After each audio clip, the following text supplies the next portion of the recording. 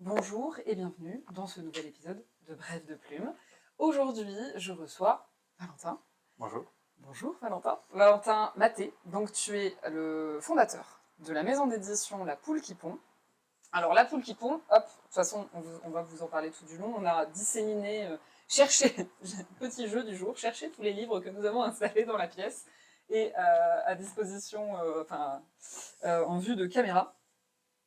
Donc, c'est une maison d'édition jeunesse, clermontoise, alors qui n'est pas distribuée que sur Clermont-Ferrand, Non, hein, du tout. parce qu'on en a parlé ce week-end à Lille, d'une librairie qui avait les petits... Les bijoux chouettes, peut-être. Oui, les bijoux chouettes, tout à fait. Et tu vois, je ne savais pas, c'est les raffineurs, je crois, le nom de la librairie. Alors, les petits raffineurs. Les petits raffineurs, tout à fait. Voilà. Concept store. Exactement. Voilà, on m'a parlé de toi ce week-end à Lille, donc j'ai trouvé ça super cool, en vrai, d'entendre parler de la maison d'édition. Il y a des Clermontois partout. Et voilà, et les Clermontois sont partout, et c'est ça qu'il faut retenir surtout. On verra le monde bientôt un jour. Bref, voilà, on va y arriver. On va commencer donc cet épisode. Alors évidemment, on va parler de toi, déjà, pour commencer un peu ton parcours. Puis raconter la poule qui pond, comment elle est née, parce qu'il y a aussi plein de petites histoires derrière. Parce que moi, ça fait quelques années maintenant qu'on se connaît, même si on se croise par intermittence. Non, mais on se connaît comme les adultes, c'est-à-dire qu'on se voit régulièrement, une fois par an. Oui, voilà, exactement. C'est très bien dit, on se connaît comme les adultes, on se voit une fois par an. C'est triste dit comme ça, mais ouais, c'est un peu ça. Mais donc du coup, ouais, ça fait un petit moment que La Poule qui pond, que je te connais, et du coup la Poule qui pond, donc l'histoire de La Poule qui pond, il y aura quelques petites choses à raconter quand même. Et puis voilà, on va démarrer tout de suite par notre question traditionnelle du podcast. J'aime bien parce qu'à chaque fois je dis ça. Alors, soit t'en as qui ont regardé les épisodes avant et qui savent, soit t'en as qui sont en mode de quoi elle me parle. De quoi elle me parle. Ben voilà, exactement. Alors, quel âge as-tu, Valentin? Quel âge j'ai? Oui. Je suis né en 85, ce qui doit faire quelque chose comme 37. C'est sincèrement en train de te dire que tu sais plus ton âge. On est en 2023. 2023, ouais. 80, plus proche de 38 que 37, du coup. Hein. Et ouais. Non, je devrais avoir 38 en août. Ah ben voilà. Okay. Le 5 août, si vous voulez me faire des cadeaux. Ah ben voilà, c'est noté, le 5 août, donc les 38 ans de Valentin. On croit, si vous êtes meilleur que nous en calcul, allez-y. Moi, j'avoue que là, j'ai eu la flemme d'aller faire le calcul mental, je t'ai laissé faire. C'est la première fois qu'on me le sort comme ça, l'âge, quand même. T'es en train de douter, hein? Oui, je suis en train de douter, mais on est bien en 2023. Oui, nous sommes bien en 2023. Je te bien 38 ans. Je te confirme. Oh, ça va être compliqué. Ça commence bien. Donc, c'est la première fois qu'on me le sort comme ça, l'âge, en sortant la date de naissance. Les gens, ils connaissent leur âge. Les gens connaissent leur âge en temps normal. Les gens sont bizarres, je sais. Mais, non, parce que les gens normaux, ils savent pas. D'accord, bah du coup, je connais plus de gens bizarres que de gens normaux. Mais ça, de toute façon... Ça t'étonne pas? Ça m'étonne pas. Voilà, je te remercie. Super. Bon, ben voilà, maintenant qu'on a notre première petite question traditionnelle qui est faite, tu es auvergnat, Valentin. Bourbonnais? Tu es bourbonnais. Oh là là, la différence, quoi. Ouah, ça attaque direct. En plus, moi, je suis pas auvergnat, je suis bourbonnais. En fait, je sais même pas réellement. Enfin, ça dépend. Ouais. Ça dépend. Ouais. Le sang ou la terre?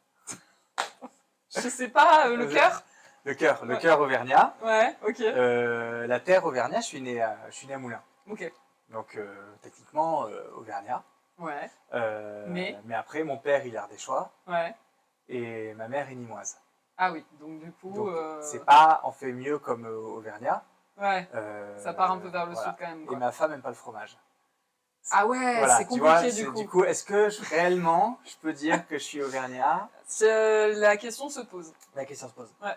Mais bon, alors bourbonnais, je précise quand même pour celles et ceux qui ne connaissent peut-être pas le terme, parce que je pense que ça commence à être connu de plus en plus. En soi, hein. Non, c'est vrai. Ça l'est devenu. C'est un terme officiel, mais c'est pas... T'as pas sur ta carte d'identité Valentin Maté Bourbonnais. Non, c'est dans l'Allier. Voilà, Bourbonnais, c'est une partie de l'Allier d'ailleurs, c'est pas tout l'Allier. C'est pas tout l'Allier. Ouais, donc compliqué hein, quand même. Les Auvergnats sont bizarres. Donc sur cet aspect-là, tu vois, je pense qu'on peut dire que c'est Auvergnat. Ok, ça va être sympa ce stream parce que si chaque question qui paraît se développe comme ça va être sympa.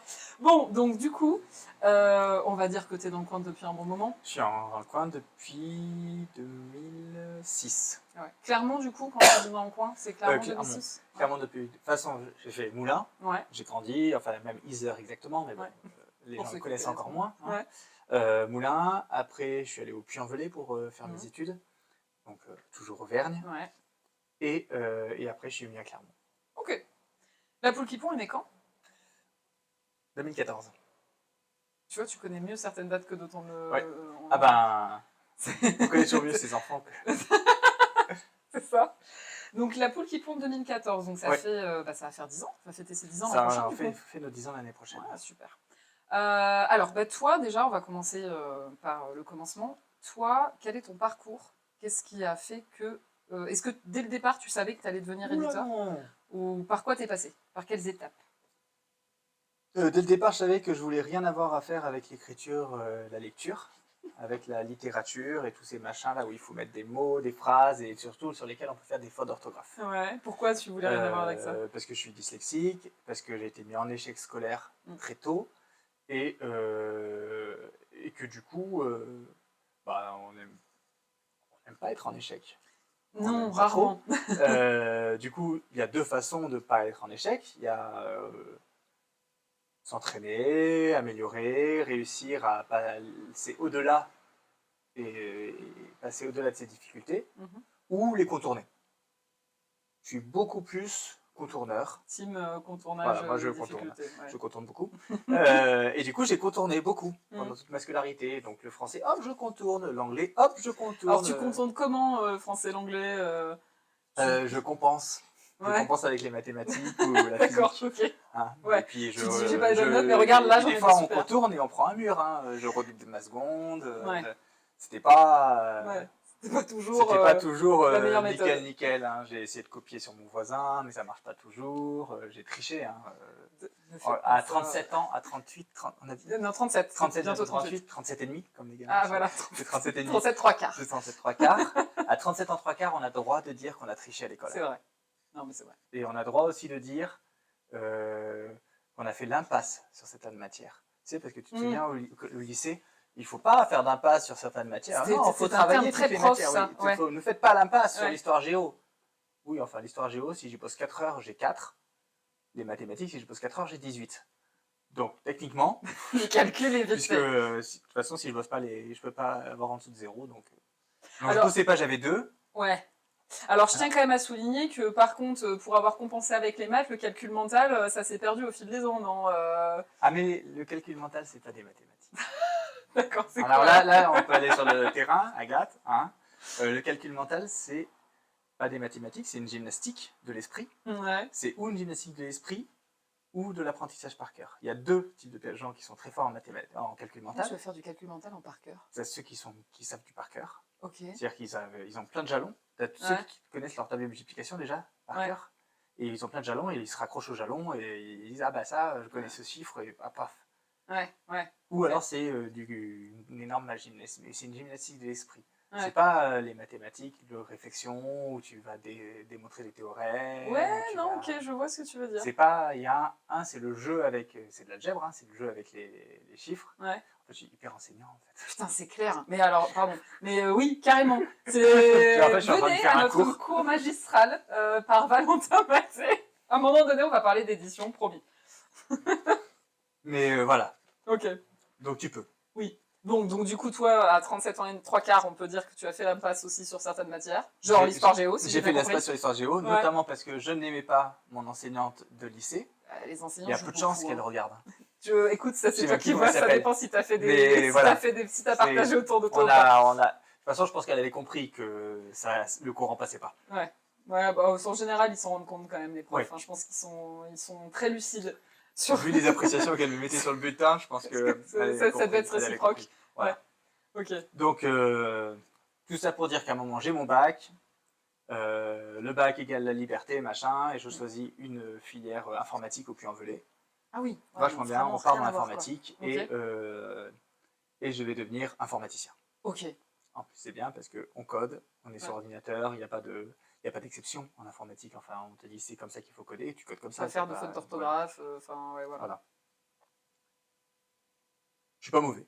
Okay. Il se trouve que pour la première fois de ma vie, je suis en réussite scolaire. Ah.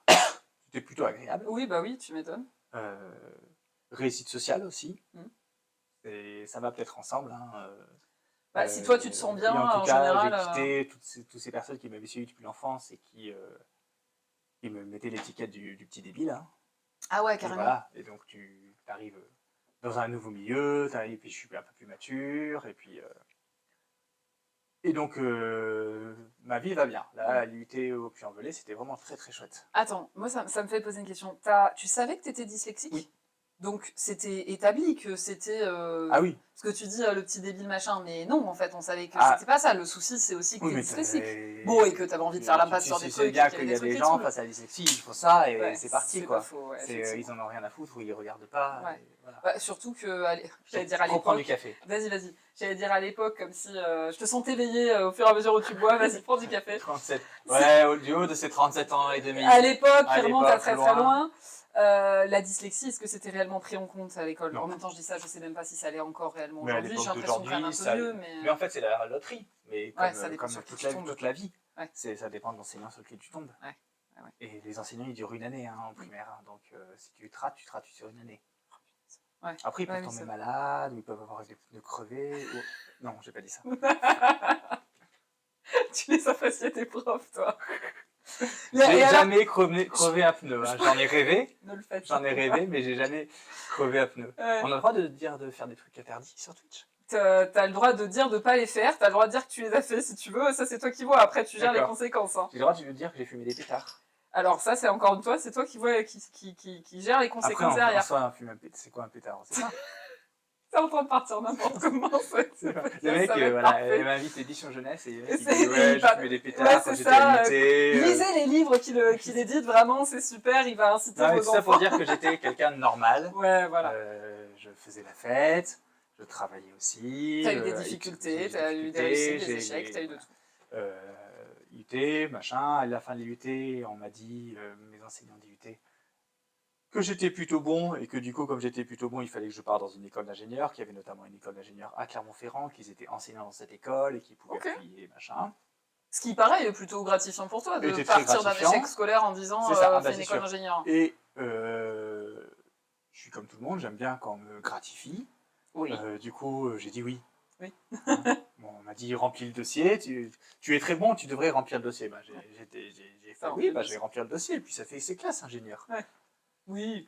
C'est mieux que dyslexique, quoi. C'est pas un métier, tu sais. C'est pas un métier. Mais ingénieur non plus, c'est un titre. C'est vrai, oui, c'est vrai. On est ingénieur en quelque chose. On est ingénieur en quelque chose, voilà. Parce que je suis toujours ingénieur, même si je ne fais plus du tout ce métier-là. Ah, t'as toujours le titre, parce que... J'ai toujours le titre, le titre, je l'ai à vie. Ce qui laisse à conclure que tu as fait cette école et que tu as terminé avec brio cette école. J'ai terminé. Ok. J'ai terminé cette école, j'espère que je n'ai pas laissé un trop mauvais souvenir. D'accord. C'est quoi, c'était pas ton truc ou... Si, c'était très chouette. C'était très chouette. Et après, j'ai bossé pendant quelques années dans l'informatique. Ok, donc ingénieur en informatique. Et là, pour le coup, ingénieur en informatique, développeur de sites web. J'ai fait des petits logiciels pour absorber le contenu des sites web. J'avais oublié que tu étais développeur de sites web, tu vois. J'ai fait un site de vente en ligne de produits pour la cosmétique. J'ai bossé un peu dans l'immobilier en ligne. Ok. Oui, donc en gros, mécano du web. Super mécano du web, quoi. Ok, d'accord. C'est une belle formule, ça, mécano du web. Ok. Et j'étais pas hyper épanoui. Ouais. Par contre, j'étais hyper riche. C'est important. C'est pour ça que ça a duré 5 ans, parce que j'étais pas épanoui dès la première année. Ouais. Mais il y a de l'argent, du coup, tu dis... il y a de l'argent, tu peux partir en week-end, tu peux te faire des putains de restos. Je dis putain. Ouais, bah écoute, moi aussi, donc ça va dire que... Oui, non mais je l'ai caché du stream, il le voit tout le temps d'habitude. Donc c'est des habitudes. C'est bon. Voilà, il y a... C'était... ça m'a fait rester. L'argent... mais au bout d'un moment, l'argent, ça suffit pas. C'est que si tu t'y trouves pas ton compte, il y a un moment donné où l'argent, ça... Et du coup, et puis il se trouve que de la boîte dans laquelle j'étais fait faillite. Ok. Et je décide de pas reprendre du boulot d'informatique. Ok. Et de partir sur un projet plus artistique. D'accord. Parce que sûrement, je suis allé vers l'art parce que mon père est prof d'art appliqué. Parce que voilà, dans ma famille, on m'a beaucoup emmené. Ils m'ont toujours emmené au musée. Voilà. l'intérêt pour l'art est présent. L'intérêt pour le théâtre, tout ça. Donc j'avais envie d'aller dans une industrie culturelle. Donc continuer en ingénieur informatique, mais peut-être dans un domaine qui t'intéressait un poil plus, si je comprends bien. Arrêter ingénieur informatique. Ah oui, ok. Donc là, à ce moment-là, arrêter. Et monter un projet. Parce que j'avais aussi envie, dans mes études, j'ai aussi fait à chaque fois les options conduite de projet, création d'entreprise, des choses comme ça. Ouais, donc il y avait cette envie quand même de construire quelque chose. Quoi. Et du coup, je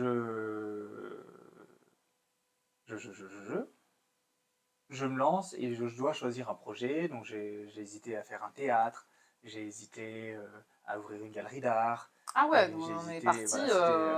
monter ma compagnie de théâtre à moi. T'es déjà complètement parti sur autre chose à ce moment-là, quoi. Et ou faire une maison d'édition. Ça faisait partie du package. D'où venait l'idée, du coup? Enfin, comment, pourquoi, à ce moment-là? L'idée, c'était de monter mon projet. Ouais. Quelque chose de culturel, parce que ça te plaisait. De monter un projet, quelque chose de culturel. Et du coup, dans les entreprises culturelles, j'ai regardé, ça peut être un cinéma, ça peut être un théâtre, ça peut être une maison d'édition, ça peut être une boîte de prod. Ça, voilà. Et du coup, dans tout ça, je me suis dit, celle qui me paraît le plus accessible, et que je peux monter le plus comme une start-up, et j'ai quand même appris dans mes études à monter des start-up, c'est la maison d'édition. Celle qui demande le moins. Un cinéma, en termes d'investissement, c'est monstrueux, et j'avais pas cet argent. Une maison d'édition, au final, il n'y a pas besoin de beaucoup d'investissement pour lancer son premier livre. Oui. Et puis j'avais pas forcément l'intention d'en faire mon vrai métier. Ouais, tu t'es dit, je lance... C'était un peu comme une activité, voilà. Puis je donnais des cours... je suis riche, je me lance dans un truc, et voilà. Alors, c'était plutôt, je suis pas riche, mais Pôle emploi me donne de l'argent tous les mois. Du coup, je prends cet argent, et pendant 2 ans, j'essaye ça. Et à l'époque, je donnais des cours en vacataire à l'IUT de Vichy. Déjà là, on a un premier paradoxe, hein, parce qu'entre finalement ton parcours scolaire que tu détestes et que tu n'as pas apprécié, tu te retrouves à faire prof en fait. En fait, en sortant, après mon diplôme d'ingénieur, puisque j'étais resté à Clermont-Ferrand, donc j'ai gardé des contacts, notamment de mes profs, et ils cherchaient des gens pour faire des cours d'informatique. Oui. Parce qu'en fait, ils cherchent des profs. Et mais toujours à l'époque déjà, et aujourd'hui encore. Et du coup, ils m'ont proposé de donner des cours d'informatique. En fait, une fois que tu commences à donner des cours, déjà, j'aime beaucoup, parce que j'ai des gens qui sont enfermés pendant 2 heures dans une pièce et ils sont obligés de m'écouter. Enfin, je veux dire, c'est génial. Le rêve. Le rêve. Et effectivement, tu commences à donner des cours. Après, voilà, et après, il y a des gens... Oui, est-ce que tu connais quelqu'un qui peut faire des cours de financement participatif? Ah oui, moi je peux leur en donner. Voilà. Et de fil en aiguille, j'ai donné d'ailleurs depuis 2009, depuis que j'ai eu mon diplôme, je donne des cours tous les ans. Toujours en informatique? Alors, plus en informatique. Ah oui. Ça basculait plus en édition, plus en conduite de projet. Et là, aujourd'hui, je suis PAST. C'est grosso modo, c'est maître de conférence associé. C'est-à-dire que j'ai un poste fixe à la fac. C'est un contrat de 3 ans. Et je participe à un master. J'interviens beaucoup et je suis... Master métier du livre Master conduite de projet culturel. Ah oui, conduite de projet culturel. Voilà, le parcours métier du livre. Ok, d'accord.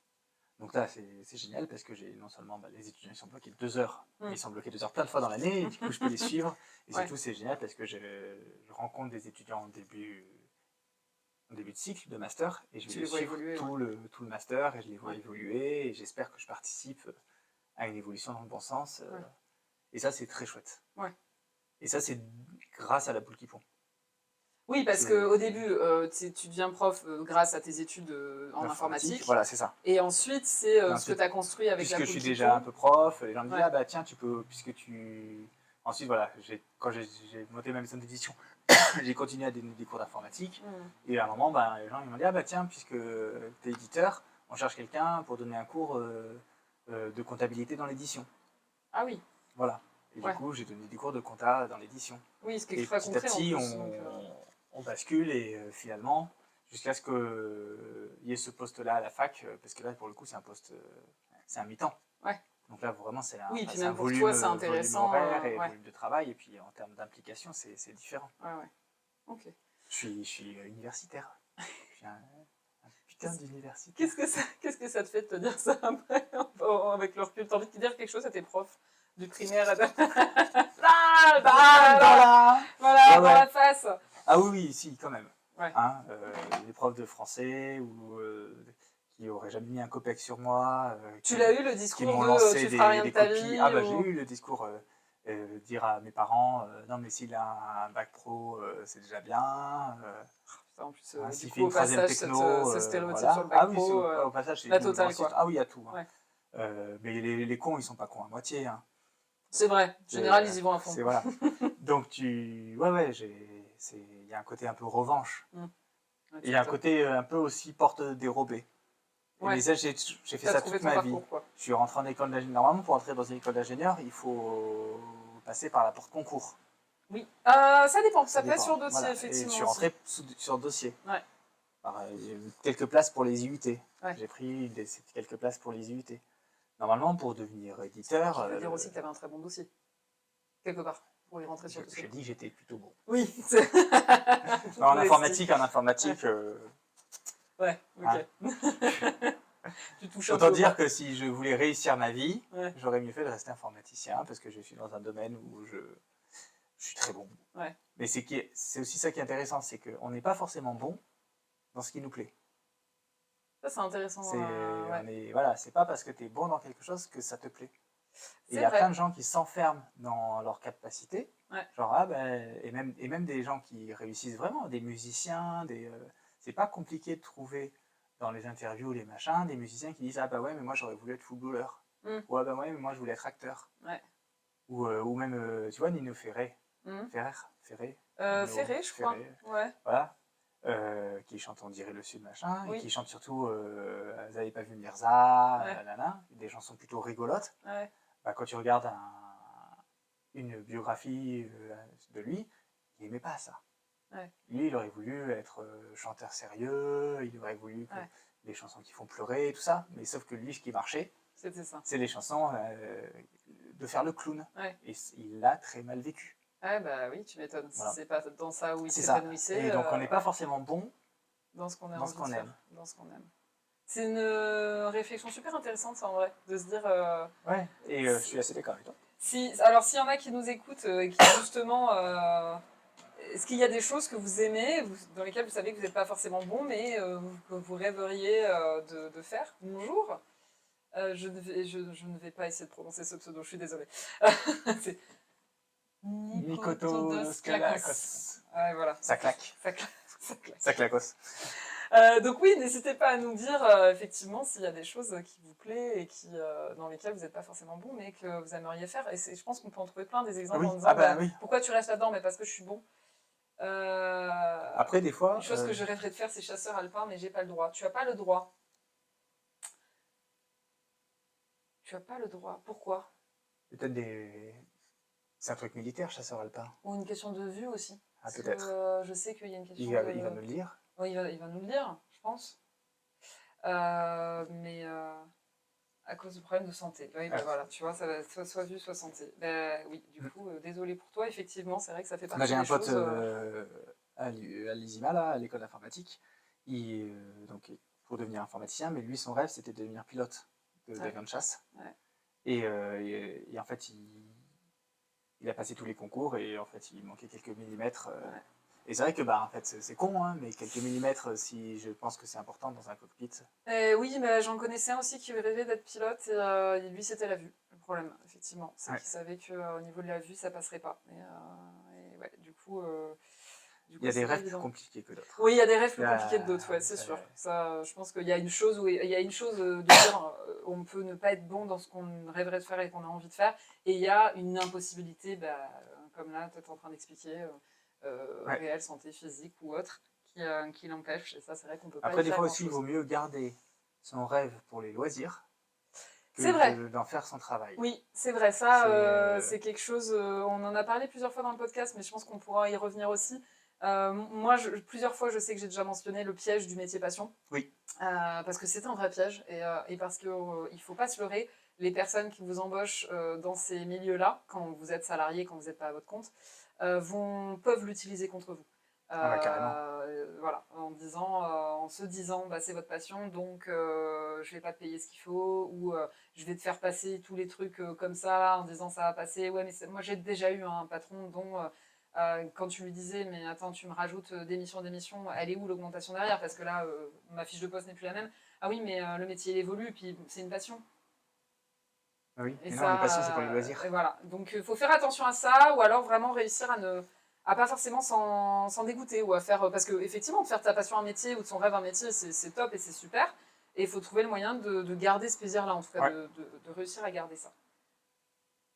La préparation physique avançait très bien. Je visais le GCM, groupement commandant de montagne. J'étais chaud et bam, un diagnostic prise de rêve est tombé dessus. Du coup, maintenant, j'essaie de devenir dessinateur professionnel. Eh ben voilà, tu vois comme quoi, il faut réussir à rebondir et il faut réussir à faire autre chose. Alors, on va continuer du coup sur la maison d'édition. Si vous avez des questions à Valentin au fur et à mesure du stream, n'hésitez pas à les poser. On pourra y répondre directement. Donc, tu décides de changer justement ingénieur informatique. Tu dis c'est bon, ça me saoule, je suis bon, mais je m'épanouis pas dedans. Je veux faire un truc artistique. Maison d'édition. C'était le dyslexique aussi en toi qui a dit je vais faire aussi un beau pied de nez. On s'est arrivé plus tard. C'est arrivé un peu plus tard. Ah si, le pied de nez, oui. Ouais. Le pied de nez, ça m'a amusé. Et parce qu'il faut toujours mettre un peu d'amusement, hein, tant qu'à faire. Tout à fait. Et ce qui est arrivé plus tard, c'est d'utiliser la maison d'édition pour faire des livres pour les enfants dyslexiques. Oui, ça on va en parler effectivement, parce que c'est un gros point hyper intéressant aussi de la maison d'édition. Et ça arrivé plus tard. Ouais. Quand j'ai voulu un peu structurer la bête. Ouais. Donc, naît cette envie, c'est tout de suite la poule qui pond, ça passe par d'autres étapes avant? Non, c'est tout de suite la poule qui pond. Comment il te vient ce nom? Bonjour, le live a des coupures. Ben, j'en suis désolée, je ne sais pas pourquoi, parce que moi le débit est bon de mon côté. Donc, et j'ai le live de l'autre côté qui me montre pas pour le moment de ramage, donc on va voir. C'est peut-être de ton côté, lui de 1886. Vous éditez quel genre d'œuvre, demande Nicoto Dos Clacos. Alors c'est une maison d'édition jeunesse, je ne sais pas si on l'a dit. On l'a peut-être mentionné, je ne sais pas si on l'a encore mentionné. Non, on l'avait peut-être pas mentionné encore, donc c'est jeunesse. On va en parler, on le voit un petit peu déjà là sur les livres. D'où La poule qui pond déjà. Oui, voilà, on sait pourquoi pour une maison d'édition polar, c'était pas énorme. La poule qui pond pour une maison d'édition érotique, c'est pas ouf. Non. Non, c'est vraiment pas ouf. Je crois qu'il y a des images là dans ce coup. Non, c'est raté. Pas, en fait. Non, en édition jeunesse, c'est pas mal. Ouais. Et jeunesse, parce que le nom venait ou parce que tu avais quand même cette envie de jeunesse? Parce que j'avais cette envie de jeunesse, parce que j'avais cette envie de travailler des illustrateurs. Ah oui. Et tu vois, Nicoto Dos Clacos. Deux façons de travailler des illustrateurs quand tu es éditeur. Soit tu fais des livres pour la jeunesse, là tu as une liberté, tu as une possibilité, enfin c'est vraiment là. Oui, puis tu as un gros travail avec les illustrateurs, c'est pas juste la couverture en fait. Et où les gens peuvent vraiment... Pour donner un peu quelques exemples quand même, je vais essayer de l'ouvrir doucement, oiseaux de l'eau, où on a les illustrations à l'intérieur, enfin en fait globalement... Donc deux options, première c'est ça. Deux options c'est ça, et la deuxième c'est la BD. C'est vrai, oui, voilà. Exact. Mais la BD c'est un milieu autre, et c'est surtout un milieu très cher. Parce que c'est hyper long de faire une BD, c'est un autre budget, c'est un autre... Et je me sentais plus à l'aise sur la jeunesse. Oui, ok. Je vous entends, effectivement. Merci le 1886, et merci de ton passage. Et donc je pars sur la jeunesse, et je ne sais plus ce qu'on me disait. Le nom. Pourquoi la poule qui pond? Donc la poule qui pond, c'est un nom qui m'est venu. Donc je cherchais le nom pour ma maison d'édition. Ouais. J'avais choisi d'autres noms, notamment Théophile, parce que je m'appelle Valentin Théophile Anatole. Ok. Les éditions Théophile, pour pas dire Valentin. Ouais. Je parle de mon envie de monter ma maison d'édition à ma mère. Ok. Et elle me dit, elle le prend pas très bien. Ah ouais? Ah ouais. D'accord. Pourtant, attends, tu disais donc ton père, lui, qui était dans une galerie d'art, non, attends. Non, prof. Prof. Et ta maman? Ma maman, elle a fait les beaux-arts, mais après, elle était mère au foyer. D'accord. Mais donc, du coup, plutôt en plus une fibre artistique, les deux, quoi. Mais bon, c'est pas parce que les parents... Des fois, les parents, ils ont une fibre artistique, ils disent « Ah, mais il faut vraiment pas que mon enfant fasse ça, parce que j'aille galérer toute ma vie. » Ouais, c'est vrai, aussi. Voilà. Donc eux, voilà, eux, ils voient leur fils qui est devenu ingénieur, qui avait des difficultés scolaires, qui est devenu ingénieur, et ils le voient tout foutre en l'air pour monter sa maison d'édition, genre comme une lubie, hop. Ouais, allez hop. Allez, on va faire n'importe quoi. Ouais. Et je lui dis, et elle me dit, ça veut s'appeler comment ton truc? Je lui dis, les éditions Théophile. Ouais. Elle me dit, c'est bien nul comme nom. Ah ouais. Voilà. C'est bien, t'es entouré de gens qui étaient... Elle me dit, c'est bien nul, ça fait Cato. Et c'est vrai que alors, ça fait Cato. j'avoue que je reconnais ce qu'elle veut dire par là. Voilà. Ouais. Ce que j'ai répondu, pourquoi tu m'as appelé comme ça? Parce qu'il faut savoir que ma mère est pas du tout Cato. Oui, alors en plus, c'est vrai que du coup, la réflexion se pose. Elle boufferait plutôt du curé qu'autre chose, ok. Qu'autre chose, hein. On n'est pas très fan des religions dans la famille. Ok. Et du coup, j'ai dit, pourquoi tu m'as appelé comme ça? Enfin, en même temps... J'essaie de faire honneur au prénom que tu m'as donné, et bim. C'est quand même un truc que tu m'as donné, toi. Hein. Ouais, c'est ça. Bon, en tout cas, du coup, à partir du moment où elle m'a dit ça, c'est raté, quoi. Je peux plus les appeler édition Théophile, j'ai ça en tête. Bah oui, voilà. Oui, ça bloque. Et je me dis, non, il faut le nom d'un animal, comme il y a les éditions du poisson soluble, comme il y a la mouche qui pète, comme il y a, voilà. C'est vrai. Des noms de... Le chien qui louche, mais ça, c'est pas une maison d'édition, c'est une librairie café dans la région. Ouais. Voilà. C'est sympa avec un animal. Et je cherche un animal, plein de choses, j'essaye plein de choses. Ça, c'est pour l'état d'esprit. Et on se retrouve après le 1er janvier, lendemain du 31 décembre, à la campagne. Logique. On fait une promenade, parce que parfois le 1er janvier, c'est intéressant de faire une promenade à la campagne. D'accord. Parce qu'il peut se passer des choses au 31 décembre. Du coup, tu viens regarder, tu mènes l'enquête, que s'est-il passé cette nuit? Non, j'avais besoin d'aller faire un tour. Ouais. À l'air libre. Voilà. On respire. Voilà. Régler les problèmes de crampes. Oui, voilà. Les maux de tête, tout ça. C'est ça. Donc, je fais mon tour, et Vlatipa, qu'en plein milieu du chemin, il y a des poules. Ok. Je lui dis, tiens, une poule pour la maison d'édition, ça va être marrant. Ouais. Et qu'est-ce que ça fait une poule? Ça pond. Ça pond. Ouais. Et qu'est-ce que ça fait un éditeur? Ça pond. Ça pond. Ça pond des livres. Ah oui, c'est vrai, ça pond des livres. Okay. Donc la poule qui pond, c'est l'éditeur qui fait des livres. Voilà. Ok. Et après, derrière, ça s'emballe. Les éditeurs, avant l'arrivée d'Internet, les éditeurs, c'était les tout-puissants.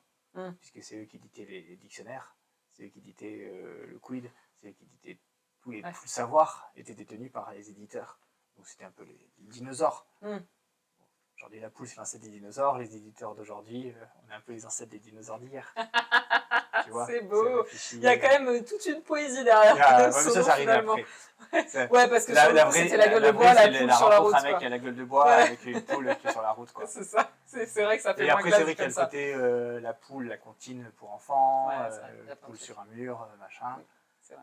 Donc je trouve que ça marchait bien. Et puis à partir du moment où j'y ai pensé, j'ai continué à essayer de réfléchir à d'autres noms, mais c'est la poule qui pond qui est restée. Ok, alors attends, j'en profite du coup pour introduire une question de Mélanie qu'elle a posée sur Instagram. Elle te demande si du coup tu t'es lancé tout seul, si tu avais des investisseurs ou si tu as fait une levée de fonds. Je me suis lancé en soi tout seul, en faisant un financement participatif. Ok. Et en prenant une salariée dès le début. Ah ouais. T'as pu prendre une salariée? J'ai pu prendre une salariée dès le début, parce que notamment je n'avais pas besoin de sortir de rémunération pour moi parce que j'avais l'argent de Pôle emploi.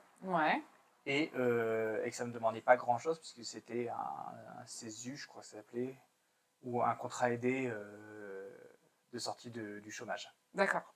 Voilà. J'avais des aides pour prendre quelqu'un. Ouais, ok. Et du coup, j'ai pu prendre Chloé du début et Chloé qui est encore là. D'accord, ouais, ça, effectivement, c'est plutôt cool. Ouais, ça fait partie des choses où... Ok, donc c'est ça. On peut se dire il peut y avoir des aides aussi pour ça et qui permettent aussi... Et de prendre une salariée dès le début, ça m'a évité le gros piège de passer, quand tu passes de salarié à indépendant, qui est de dire, ce matin, j'ai la flemme. Je vais juste rester chez moi.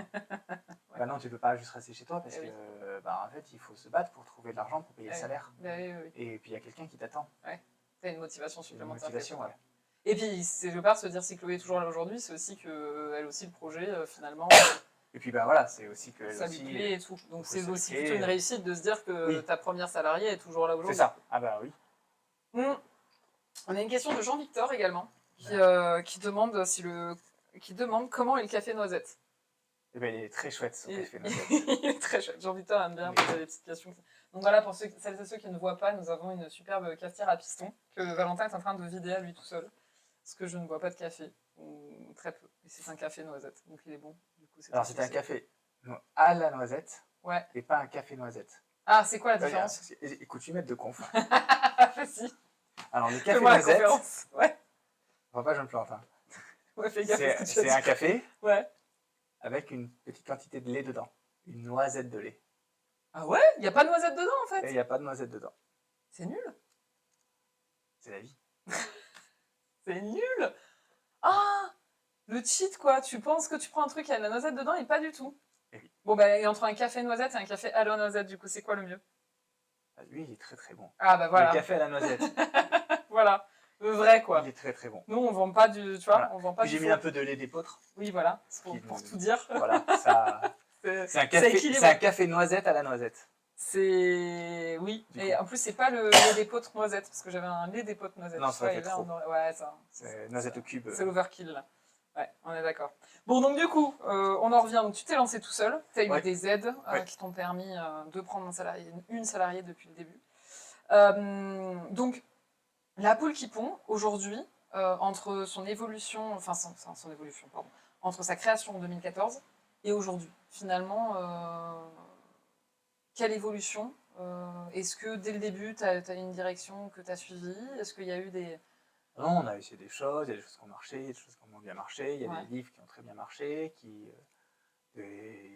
y a des livres qui ont tellement bien marché qu'ils ont créé à eux seuls une collection, que derrière on a suivi, il y a des tentatives de lancement de collection qui ne marchent pas et du coup qu'on arrête, il y a des rencontres avec des illustrateurs qui sont des belles rencontres, qui sont des gens que je connais maintenant depuis 10 ans et avec qui on continue de travailler, il y a des gens avec qui ça se passe mal parce que c'est la vie, c'est un métier humain, hein, c'est un métier de l'humain. On rencontre des gens, on travaille avec des gens. Je ne travaille pas avec des dessins et des textes, je travaille avec des écrivains et des illustrateurs. C'est pas exactement la même chose. Comment on fait quand on lance sa maison d'édition pour trouver des auteurs, des illustrateurs, illustratrices, comment ça se passe? Tu passes une annonce, alors j'ai passé une annonce sur internet. Ouais. Voilà, j'ai reçu plein de choses. Ouais. La plupart mauvaises. Ok. Et au milieu des choses chouettes. Et après, bah, tu vas un peu au feeling, tu fais. Parce que ça a été, quand tu dis mauvaise, alors ça a été au final très subjectif aussi. On est d'accord que toi, tu avais ta formation pour créer des startups ou monter des projets. T'as pas suivi une formation métier du livre, t'as rien fait à ce niveau-là. J'y vais. C'est un métier que j'ai fait pour me faire plaisir. Ouais. Donc j'édite des trucs qui me font plaisir. Ouais, bah, voilà. Oui. Et si le texte me plaît pas, si l'illustration me touche pas, bah, j'y vais pas. Oui, bah en même temps, je pense qu'on peut dire ça à tous les éditeurs. On peut dire ça. Ah, je pense qu'il y a des éditeurs. Je crois qu'il y a des éditeurs qui éditent des trucs dans lesquels ils croient pas. Ah, tu me diras, moi j'en connais moins. Ils éditent des trucs dans lesquels ils croient, mais ils y croient pas forcément de la même manière.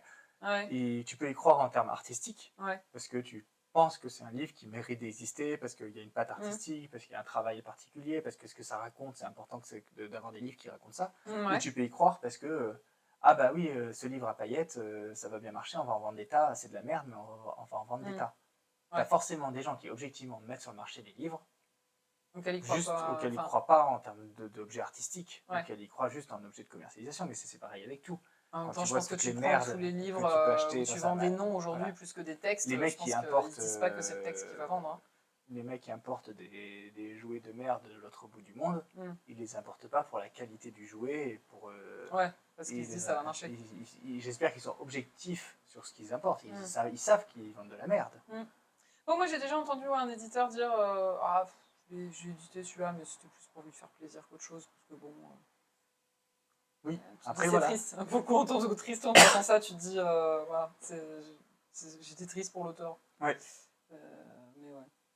D'accord, donc du coup, tu as lancé un appel, tu as reçu des choses, puis au bout d'un moment, tu as quand même eu des choses qui t'ont convaincu. Ah oui, vraiment, j'ai des choses qui m'ont convaincu, et puis après, plus tu deviens installé en tant que maison d'édition, plus tu peux aller rencontrer les gens et leur proposer sans rougir. Aujourd'hui, je peux aller voir peut-être pas n'importe qui, mais Je dis, si, allez, je peux aller voir n'importe qui et proposer. Et puis la personne me dit non. Au pire, on me dit non. Est-ce que tu peux aller démarcher du coup des gens Ça m'arrive, ouais. Ouais, alors qui est-ce que tu démarches du coup dans ces cas-là? Un auteur Un auteur, tu vois, Gilles Bachelet, j'avais bien envie de travailler avec lui, j'ai démarché, il m'a dit non. Mais... Ouais. Bah, t'as tenté. Voilà, j'ai tenté, il m'a pas dit non méchamment, il m'a pas mis une mandale. J'ai une autrice, Nathalie Novi, avec qui j'avais envie de travailler. On n'a pas trouvé son mail, mais on a trouvé son adresse postale. On lui a envoyé un courrier écrit. Et elle m'a répondu oui, pour le coup. Peut-être parce qu'elle avait été sensible au fait qu'elle a reçu un courrier par la poste. Une demande par la poste. Voilà, après, c'est ça. Amélie Nothomb, je lui ai proposé. Elle m'a dit non. Elle fait du jeunesse? Non. Mais oui, mais tu te dis, pourquoi pas, on va tenter. Jeunesse, on va tenter. C'est ça. Voilà. En fait, il faut proposer. Tu me diras, je me souviens des fois où tu m'as dit, si t'as envie à un moment donné de faire du jeunesse et tout. Je suis pas Amélie Nothomb, attention, je ne suis pas du tout en train de me comparer, oula. Mais oui, du coup, je vois, c'était plus dans le sens de dire, je vois ta technique de démarchage. En plus de dire, je te propose et on voit ce que ça donne. C'est ça, oui, il faut inviter les gens à essayer. Il y a quand même plus de chances d'être édité que de gagner au loto. Ah ouais? Vaut mieux. C'est quoi le pourcentage déjà? C'est pas 4% des gens qui envoient qui sont édités finalement? Entre 4 et 8%, pas un truc comme ça? Tu me diras au loto, ça doit être moins. On doit éditer 4 ou 5 projets venant d'Internet par an. Ouais. Sur combien? Maximum. J'en ai bien une dizaine par jour. Ouais, il faut faire le calcul quoi. On est à peut-être à 1 ou 2%. Je sais pas si ça fait ça. Des projets envoyés par Internet, mais t'en as envoyé par la poste aussi? 1 ou 2 pour 1000, 1 ou 2 pour 1000 peut-être. Pour Internet? Ouais. Mais en tout cas, même un 1 ou 2 pour 1000, c'est beaucoup plus intéressant que le loto. Oui, effectivement, vu comme ça, Bon, après, ça demande plus d'efforts. Écrire un texte, ça demande un peu plus d'efforts que jouer au loto. Ouais, léger, hein, après, ouais. Bah, il y en a pour certains, non. Je t'assure que ce que je reçois. C'est vrai. Ah oui. Mais oui, parce qu'il faut, c'est pas, oui, parce qu'il y en a qui pourraient se dire, à écrire du jeunesse, c'est facile, c'est pas un truc à la con, mais non, parce qu'il y a quand même un propos derrière. On dit il y a 1%, 1 pour 1000. Mais il y a 1 pour 1000, tout ça se confond. Déjà, si le texte que vous avez écrit, déjà, si vous l'avez relu, vous augmentez considérablement vos chances. Tu m'étonnes. Si tu as 3 fautes par ligne, forcément. Oui, mais puis même au-delà des fautes, les fautes, à la rigueur, c'est l'absence de ponctuation, l'absence de verbe dans les phrases, l'absence de sens. Quand je lis un texte et que je ne comprends pas ce que je lis, c'est pas normal. Oui, non. Je veux bien faire un effort, mais en même temps, moi, je fais un effort. Enfin, le lecteur, en librairie, il ne va pas faire un effort s'il ne comprend pas le livre, il ne comprend pas le livre. Hein. Qu'est-ce que tu cherches dans un livre qu'on va t'envoyer? Est-ce que c'est juste que l'histoire te plaît, qu'il y a un propos derrière, qu'il y a... C'est quoi? Il faut que l'histoire me plaise. Oui. Il faut qu'il y ait une histoire déjà. Il y a beaucoup de livres dans lesquels il n'y a pas d'histoire. Ah ouais. Je trouve. Ok. Voilà, il faut qu'il y ait une vraie histoire, que ça te donne envie, que tu te sentes embarqué et que tu aies envie une aventure. Il y a beaucoup de livres, c'est pas d'aventure. En livre jeunesse, il y a beaucoup de livres jeunesse qui ne sont pas des aventures. Ouais. Et dans tous nos livres, tout ce qu'on édite, il n'y a pas forcément des aventures d'ailleurs. Hein. Ouais. Je suis en train de regarder, mais... Et après, moi, par exemple, on travaille beaucoup autour des animaux, tout ça, donc j'aime bien quand il y a des animaux, j'aime bien quand il y a des monstres. C'est vrai que là, on a, sur tous les livres qu'on a montrés, on a Indigo est en colère, c'est un éléphant, Les oiseaux de l'eau, Petit hérisson, c'est donc un hérisson, Petit chat, c'est donc un chat, Les formidables familles des animaux, Petit ogre veut un chien, donc là on a le monstre et l'animal. Paris mon colorama, alors je crois que ça doit être le seul pour le coup. Oui, et qui est un peu un hors-série. Ouais, donc c'est vrai que oui, on voit un petit peu quand même la tendance. Alors, du coup, j'en profite en me retournant, parce que je repère celui-là. Pourquoi je l'ai repéré, vous allez vite comprendre. Donc, Petit ogre veut un chien. Je vous montre un petit peu la couverture. Alors, pour celles et ceux qui voient la couverture est un peu particulière. Il y a des lettres qui sont soulignées, il y a des lettres en rouge, il y a des petits symboles. Ça veut dire quoi, ça? Ça veut dire qu'il est adapté pour les enfants dyslexiques ou tous ceux qui ont des difficultés d'apprentissage de lecture. Donc les lettres en rouge et en noir, tout simplement, c'est qu'on va découper les mots en plus petites unités, notamment proches de l'unité syllabique, donc proche de la syllabe, pour faciliter le décryptage des mots. D'accord. Papa, ça se lit en fait, quand tu lis le mot papa, tu dois le lire en 2 fois. le P, le A, le P, le A. Oui, d'ailleurs, là, Voilà. dans le synopsis, il y a écrit papa, et donc les 2 premières lettres sont en noir et les 2 dernières sont en rouge. Et donc, ça, c'est un travail que fait le cerveau automatiquement quand tu lis. Il découpe les mots en petites unités pour lire unité par unité, parce qu'on n'est pas capable de lire tout d'un coup. En faisant le découpage syllabique en couleurs, on vient accompagner le cerveau, aider et lui confirmer que c'est le bon découpage, ce qui permet de fluidifier la lecture. Et tout ce qui va permettre de fluidifier la lecture va laisser plus de temps de cerveau disponible à l'enfant pour comprendre. Et profiter de l'histoire. Je sais pas toi ce que ça te fait quand tu lis à haute voix, mais moi, par exemple, quand je lis à haute voix, je comprends pas ce que je lis. Parce que quand tu lis à haute voix, ton cerveau, il doit décrypter, transformer en sens, enfin décrypter, transformer en son, transformer le son en sens, et en même temps transformer le son en son vocal et faire le mouvement des lèvres pour l'envoyer. Et du coup, la partie transformée en sens disparaît parce qu'il y a trop d'énergie. Le cerveau, on peut l'imaginer comme on peut imaginer faire un camembert. Hein. Le cerveau est un camembert. Le cerveau est un camembert qui représente 100% d'unité de temps de cerveau disponible, mais on n'a jamais 100% de temps de cerveau disponible. Quand tu es en classe, déjà, par exemple, tu as envie de pisser. Oui, donc l'envie de pisser, ça t'enlève entre 10% et 100% de ton temps de cerveau. Hein, tu as sûrement déjà vécu. Voilà. Donc déjà, on va enlever 15% parce que tu as envie de pisser et que tu n'es pas bien. Ou tu as la culotte qui te gêne, qui te gratte. Tu as mal aux pieds. Tu as un petit truc. Là, mes lunettes tombent. Et ben, non, c'est 2% de temps de cerveau qui fait que je suis en train de parler et en même temps, ça me ralentit dans mon débit parce que je suis en train de remettre mes lunettes. T'as les autres camarades qui t'écoutent, qui te surveillent. T'as tes pensées. Est-ce que ça s'est bien passé à la maison? Est-ce que tes parents s'engueulent? Quand tes parents s'engueulent, c'est forcément plus difficile d'apprendre à lire parce que ça t'es préoccupé par autre chose. Préoccupé. Aujourd'hui, on parle de charge mentale. Mais la charge mentale, c'est pas réservé aux gens qui font la vaisselle. Y a pas que, c'est pas que remplir la vaisselle, faire les... C'est un tout, C'est un tout. C'est de devoir penser constamment à quelque chose. Un enfant qui apprend à lire, il a une charge mentale. Alors bien sûr, il n'a pas la même qu'un adulte. Il n'a pas les mêmes préoccupations et la charge mentale de l'enfant, elle ne tourne pas autour de ranger la chambre et être à l'heure au rendez-vous chez le médecin. Mais la charge mentale de l'enfant, elle tourne autour de est-ce qu'il aura le temps de jouer, est-ce que ses parents l'aiment, est-ce que ses parents vont s'engueuler, est-ce qu'ils s'engueulent à cause de lui, plein de choses. Est-ce que la maîtresse est contente du travail qu'elle fait, qu'il ou elle fait, enfin voilà. Tout ça, c'est des choses qui sont dans la tête, et puis essayer de comprendre le monde. Comprendre le monde, ça demande une charge mentale de fou. C'est pour ça que c'est intéressant de faire des livres qui aident à comprendre le monde, parce d'accompagner ces enfants. Et donc, en fait, toute cette mise en page, c'est un peu c'est un accompagnement pour faciliter la lecture, pour passer plus facilement au sens, directement au sens. Et en passant directement plus facilement au sens, l'enfant peut mieux comprendre l'histoire, et s'il comprend mieux l'histoire, il peut y prendre plaisir. Tu ne peux pas prendre plaisir à lire si tu ne comprends pas ce que tu lis. Ah bah non, oui, c'est évident. Et si tu ne prends pas plaisir, si lire n'est qu'un effort, parce que ça demande un effort, hein, la lecture, c'est un vrai effort. Hein. Oui. Quand on est fatigué, on ne peut pas lire.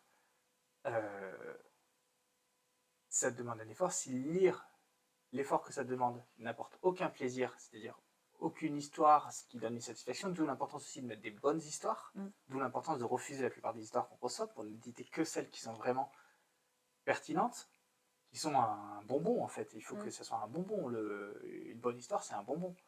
Il faut que c'est une récompense par rapport à un effort qui est... L'emballage donne envie et quand tu ouvres, tu te fais plaisir. L'emballage donne envie et quand tu ouvres, tu te fais plaisir. C'est ça, c'est transmettre ce plaisir de la lecture.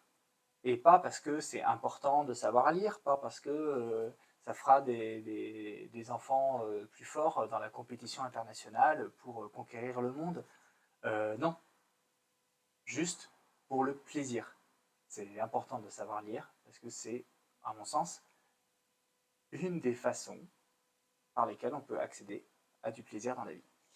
Toi, t'appréciais lire quand t'étais plus jeune? Ouais. Enfin, j'apprécie pas lire, j'apprécie les histoires. Ouais. Mais il fallait passer par lire pour avoir les histoires. Donc tu te forçais ou je me glissais au pied du lit de mon frère qui a 5 ans de moins que moi. Ouais. Et comme ça, comme il a 5 ans de moins que moi, il a eu des histoires tard. Ouais. Donc j'avais des histoires avec lui, quoi. J'écoutais les histoires. Ah, t'écoutais les histoires qui étaient lues, ouais. Ah oui. Ouais. Ok. Voilà.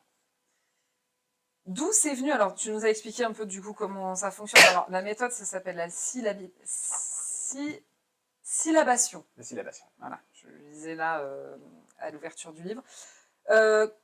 Quand est venue l'idée de faire des livres accessibles aux enfants dyslexiques? Ouais. Assez vite. Parce que toi, c'était naturel pour toi de te dire... à un moment, je me suis dit, bah oui, en fait, c'est naturel, je suis dyslexique, je suis éditeur, il faut que je fasse des livres pour les enfants dyslexiques. En fait, faut pas, je ne me suis pas dit, il faut que je fasse des livres, il faut que je fasse un livre. Ouais. Et ce livre, il a tellement bien marché que je me suis dit, bah en fait, il faut faire des livres. Ouais. D'où la méthode vient? Est-ce que c'est... Ah bah après, quand je me suis dit, je vais faire des livres, je vais faire un livre pour les enfants dyslexiques, je suis allé voir des orthophonistes, je suis allé voir des spécialistes de dyslexie. C'est toi qui l'as établi, la méthode? Non. Ah, ok. Et ils m'ont dit, bah tiens, ça serait bien. Okay. Nous, quand on adapte un livre, on fait comme ça. Okay. Et je me suis dit, bah, ce qui serait bien, c'est que l'enfant dyslexique puisse lire un livre qui est déjà comme ça. Bah oui. Il n'est pas un livre qui a été adapté, il n'est pas un livre qui a été transformé, il n'est pas un livre avec le livre d'un côté et la feuille A4 écrite à côté qui a été retapée par l'enseignant. Ouais. Et il lit le livre. Le livre, il est comme ça. Et s'il y a d'autres enfants dans la classe qui veulent lire la même histoire, ils le lisent comme ça. Parce qu'un enfant non dyslexique peut lire ça. De même que quelqu'un qui a des jambes, il peut faire du rugby fauteuil. Oui. Voilà. Non, mais... Et ça peut être très chouette. Ouais. Je faisais de l'escrime en sport. J'ai eu fait en compétition, dans des compétitions mixtes, qui mélangeaient des escrimeurs valides et des escrimeurs qui avaient un handicap. Et ben quand tu tombais contre un des escrimeurs qui avait un handicap, ben, tu montais sur un fauteuil, on t'attachait les jambes et tu faisais... pour voilà, être à armes égales. Je trouvais ça génial. Ah oui, bah oui, j'avoue. Sauf qu'on perdait les matchs parce que vous étiez moins bon. Un peu moins bon. Bah oui, mais du coup. Moins bon. Ah, mais je savais pas que ça se faisait, c'est super intéressant. C'était vachement bien. Bah ouais. Parce qu'au moins, du coup, tu combats à armes égales. Ok, donc ça s'impose, et donc t'as suivi finalement ce que faisaient les orthophonistes, ce que faisaient les spécialistes. T'en publies combien à peu près ça par an de livres ça varie des années, mais entre 3 et 5 par an. Et c'est des histoires exclusives, ou est-ce que tu peux adapter un livre dont tu as déjà une histoire qui est éditée de manière classique, on va dire? Ah bah là, on a longtemps fait, je m'en vais, je reviens, on a longtemps fait de l'exclusivité. Ouais. Et là, récemment, pour des plus grands, pour essayer de proposer des histoires à des lycéens, on a acheté des histoires à Casterman, notamment ce manga, et qu'on a adapté. Donc voilà, je vous montre, pour ceux qui sont sur le stream, ça s'appelle Last Man. C'est un manga, du coup. Ouais. Donc que vous avez racheté. Qu'on a racheté à Casterman et qu'on a adapté. Vous avez fait en version. Voilà. Et ça, c'est. Là, pour le coup, on n'est plus du tout sur l'apprentissage de la lecture, parce qu'on n'est pas du tout sur un public. À 6 ans, il ne faut pas lire ça. Hein. Oui, non, oui. Voilà, c'est pas adapté. Par contre, au lycée ou même adulte, c'est très chouette à lire. Et c'est intéressant aussi parce que, enfin, on peut avoir des personnes adultes qui ont été éloignées de la lecture. Ouais. Ça peut être une manière de les revenir, parce que si tu fais lire Petit homme veut un chien à un mec de 30 balais qui essaie d'apprendre à lire, ou à même un étranger qui essaie d'apprendre le français, c'est pas intéressant. Ouais, non. Et d'où c'est venu ça, l'idée de se dire on va racheter des histoires? Se dire il nous faut des histoires pour des plus grands, lycéens, presque adultes. Mais en fait, c'est pas notre métier. Ça fait 10 ans que nous, on fait de l'album jeunesse, on fait de l'histoire pour les primaires, pour les collégiens. Les nouveau-nés aussi, les nouveau-nés, voilà. Donc, on est plutôt sur les tout petits. Ah ouais.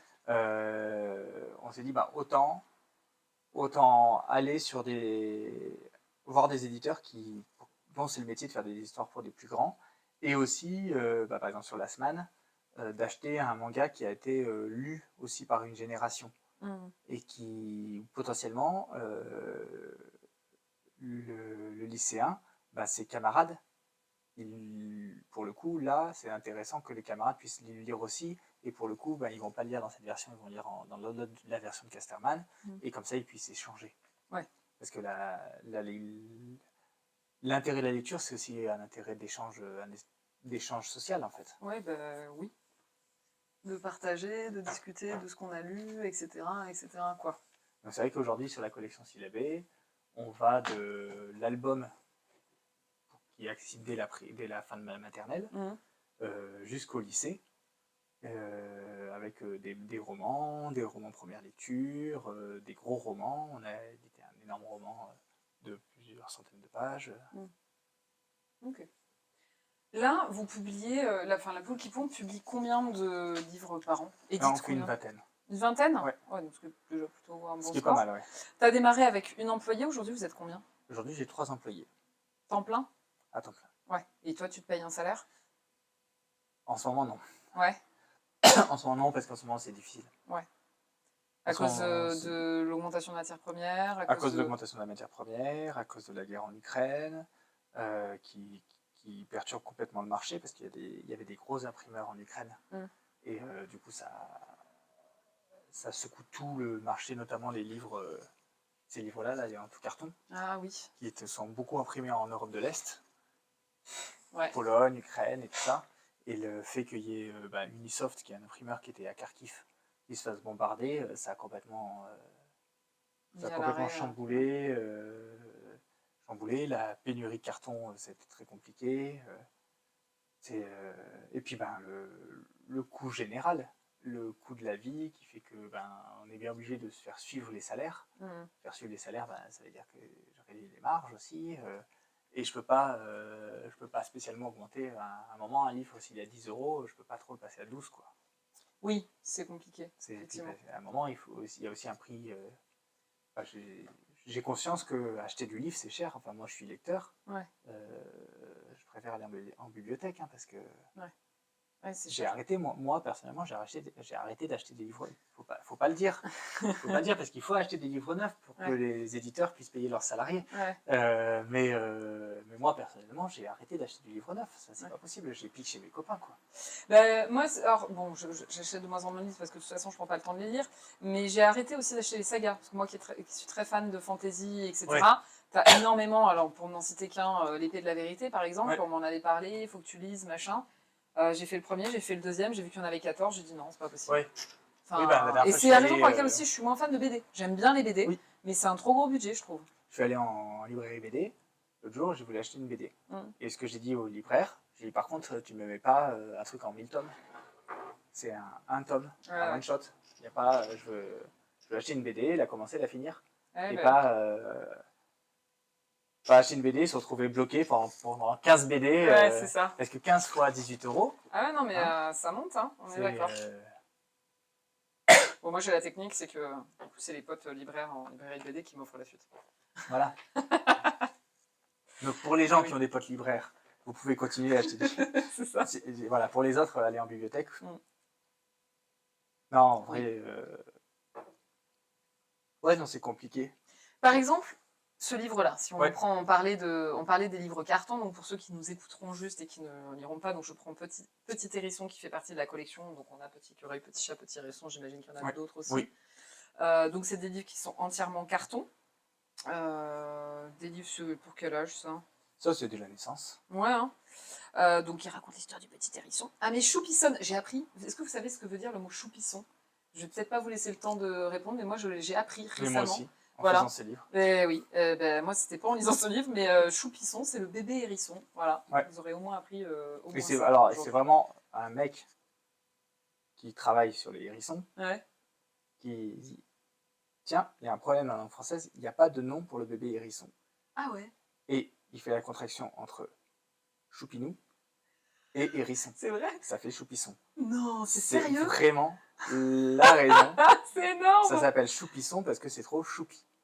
C'est un hérisson choupinou. Oh, mais c'est débile. J'adore. Ah, mais c'est complètement débile. Et comme c'est une référence dans le milieu du hérisson, c'est resté comme un mot qu'on peut utiliser, c'est dans le dictionnaire. Hein. Vous aller à Choupisson dans le dictionnaire, vous avez... Ah mais oui, parce que moi c'est un mot qu'on m'a demandé de placer dans une émission, c'était le défi du jour, il fallait que je place Choupisson, je l'ai fait.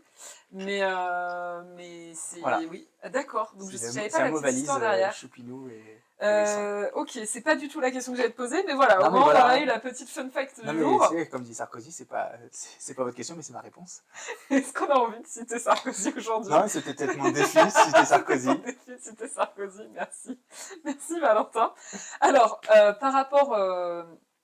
aujourd'hui, ça te coûte combien de produire, d'éditer un livre comme ça?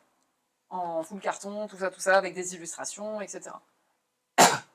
Là, je fais mon petit calcul rapidement en tête. On est facile sur des projets à 10 000 balles. Pour combien de... 3 000 exemplaires. 3 000 exemplaires 10 000 balles pour 3 000 exemplaires. L'illustrateur, l'auteur, l'impression, le transport. Le transport, c'est devenu cher. Ouais. Et le temps de travail. 10 000 balles pour 3 000 exemplaires. Et ensuite, il y a les pourcentages que tu vas toucher à l'achat. Et après, voilà. Mais avant, ça aurait pu être à combien, il y a quelques années? Là, avant, on pouvait s'en sortir à 8 000 euros. Ouais, donc il y a quand même une... Il y a quand même une vraie différence. Alors, la question que je vais te poser, parce que je sais que c'est une question qu'on aborde tout le temps dès qu'on a soit des auteurs, soit des éditeurs, ou même illustrateurs. J'avais une illustratrice sur le dernier podcast. Je ne sais pas si tu connais. Elle n'est pas illustratrice jeunesse, elle est illustratrice... on va dire un peu plus général, mais elle est clermontoise. Ça, peut-être que tu en as entendu parler. Cœur de Graphe, elle s'appelle. Je ne sais pas si tu avais vu passer, je te montrerai. Je vous présenterai. Je pense qu'elle est... parce que je sais qu'elle était intéressée, elle en parlait justement du fait que ça l'intéresserait un jour peut-être. Là, ce livre-là, il est à 10 euros. Petite édition, il est à 10 euros, pour ceux qui s'intéressent. Comment se divise le pourcentage? Parce que, précision quand même, par rapport à... on va pas être du tout sur la même chose qu'un éditeur de roman et du coup un auteur ou une autrice de roman, puisque là, il y a l'illustrateur à prendre en compte. Oui. Illustratrice, illustrateur à prendre en compte. Là, en l'occurrence, c'est une illustratrice. Quels sont les pourcentages? Grosso modo, j'ai souvent 10% pour auteur-illustrateur. Donc 5-5. Ouais. Voilà. Bah, c'est ce qu'on avait eu une fois sur un podcast, Mathieu Livoreille, qui a co-écrit un livre. En fait, il a écrit, mais c'était sur la vie d'un expert psychologue qui, du coup, lui a raconté la vie, lui, il écrivait. Et je crois que c'était pareil, c'était 5-5. Ouais. Et souvent, en jeunesse, puisque je suis aussi auteur, tu vas avoir sur l'album entre 3 et 5% pour toi. Ouais. Oui, en jeunesse, c'est peu, c'est encore plus bas qu'en roman. T'es deux. Ouais. Oui, effectivement. Et l'éditeur, dessus, toi, t'as quoi? J'ai le reste. En fait, l'éditeur, il a les miettes. Alors, des fois, les miettes, elles sont grosses. Hein, mais il a le reste. Une fois qu'on... Enfin, là, ça serait 90%, c'est pas les miettes. Là, il y a déjà... C'est à 10% j'ai pour... 56% pour la diffusion et distribution. Voilà, donc il faut préciser, 56%, ça prend la part libraire, la part facturation, la part distributeur, la part commercialisation, les diffuseurs, celui qui vient voir en librairie pour présenter les livres. J'ai l'imprimeur. L'imprimeur est dans le pourcentage? L'imprimeur, c'est un prix fixe. Oui. Et en fait, c'est ça qui fait que l'éditeur, on peut pas... Je peux calculer un pourcentage avec l'imprimeur. Le problème, c'est que l'imprimeur, j'en imprime 3000. Oui.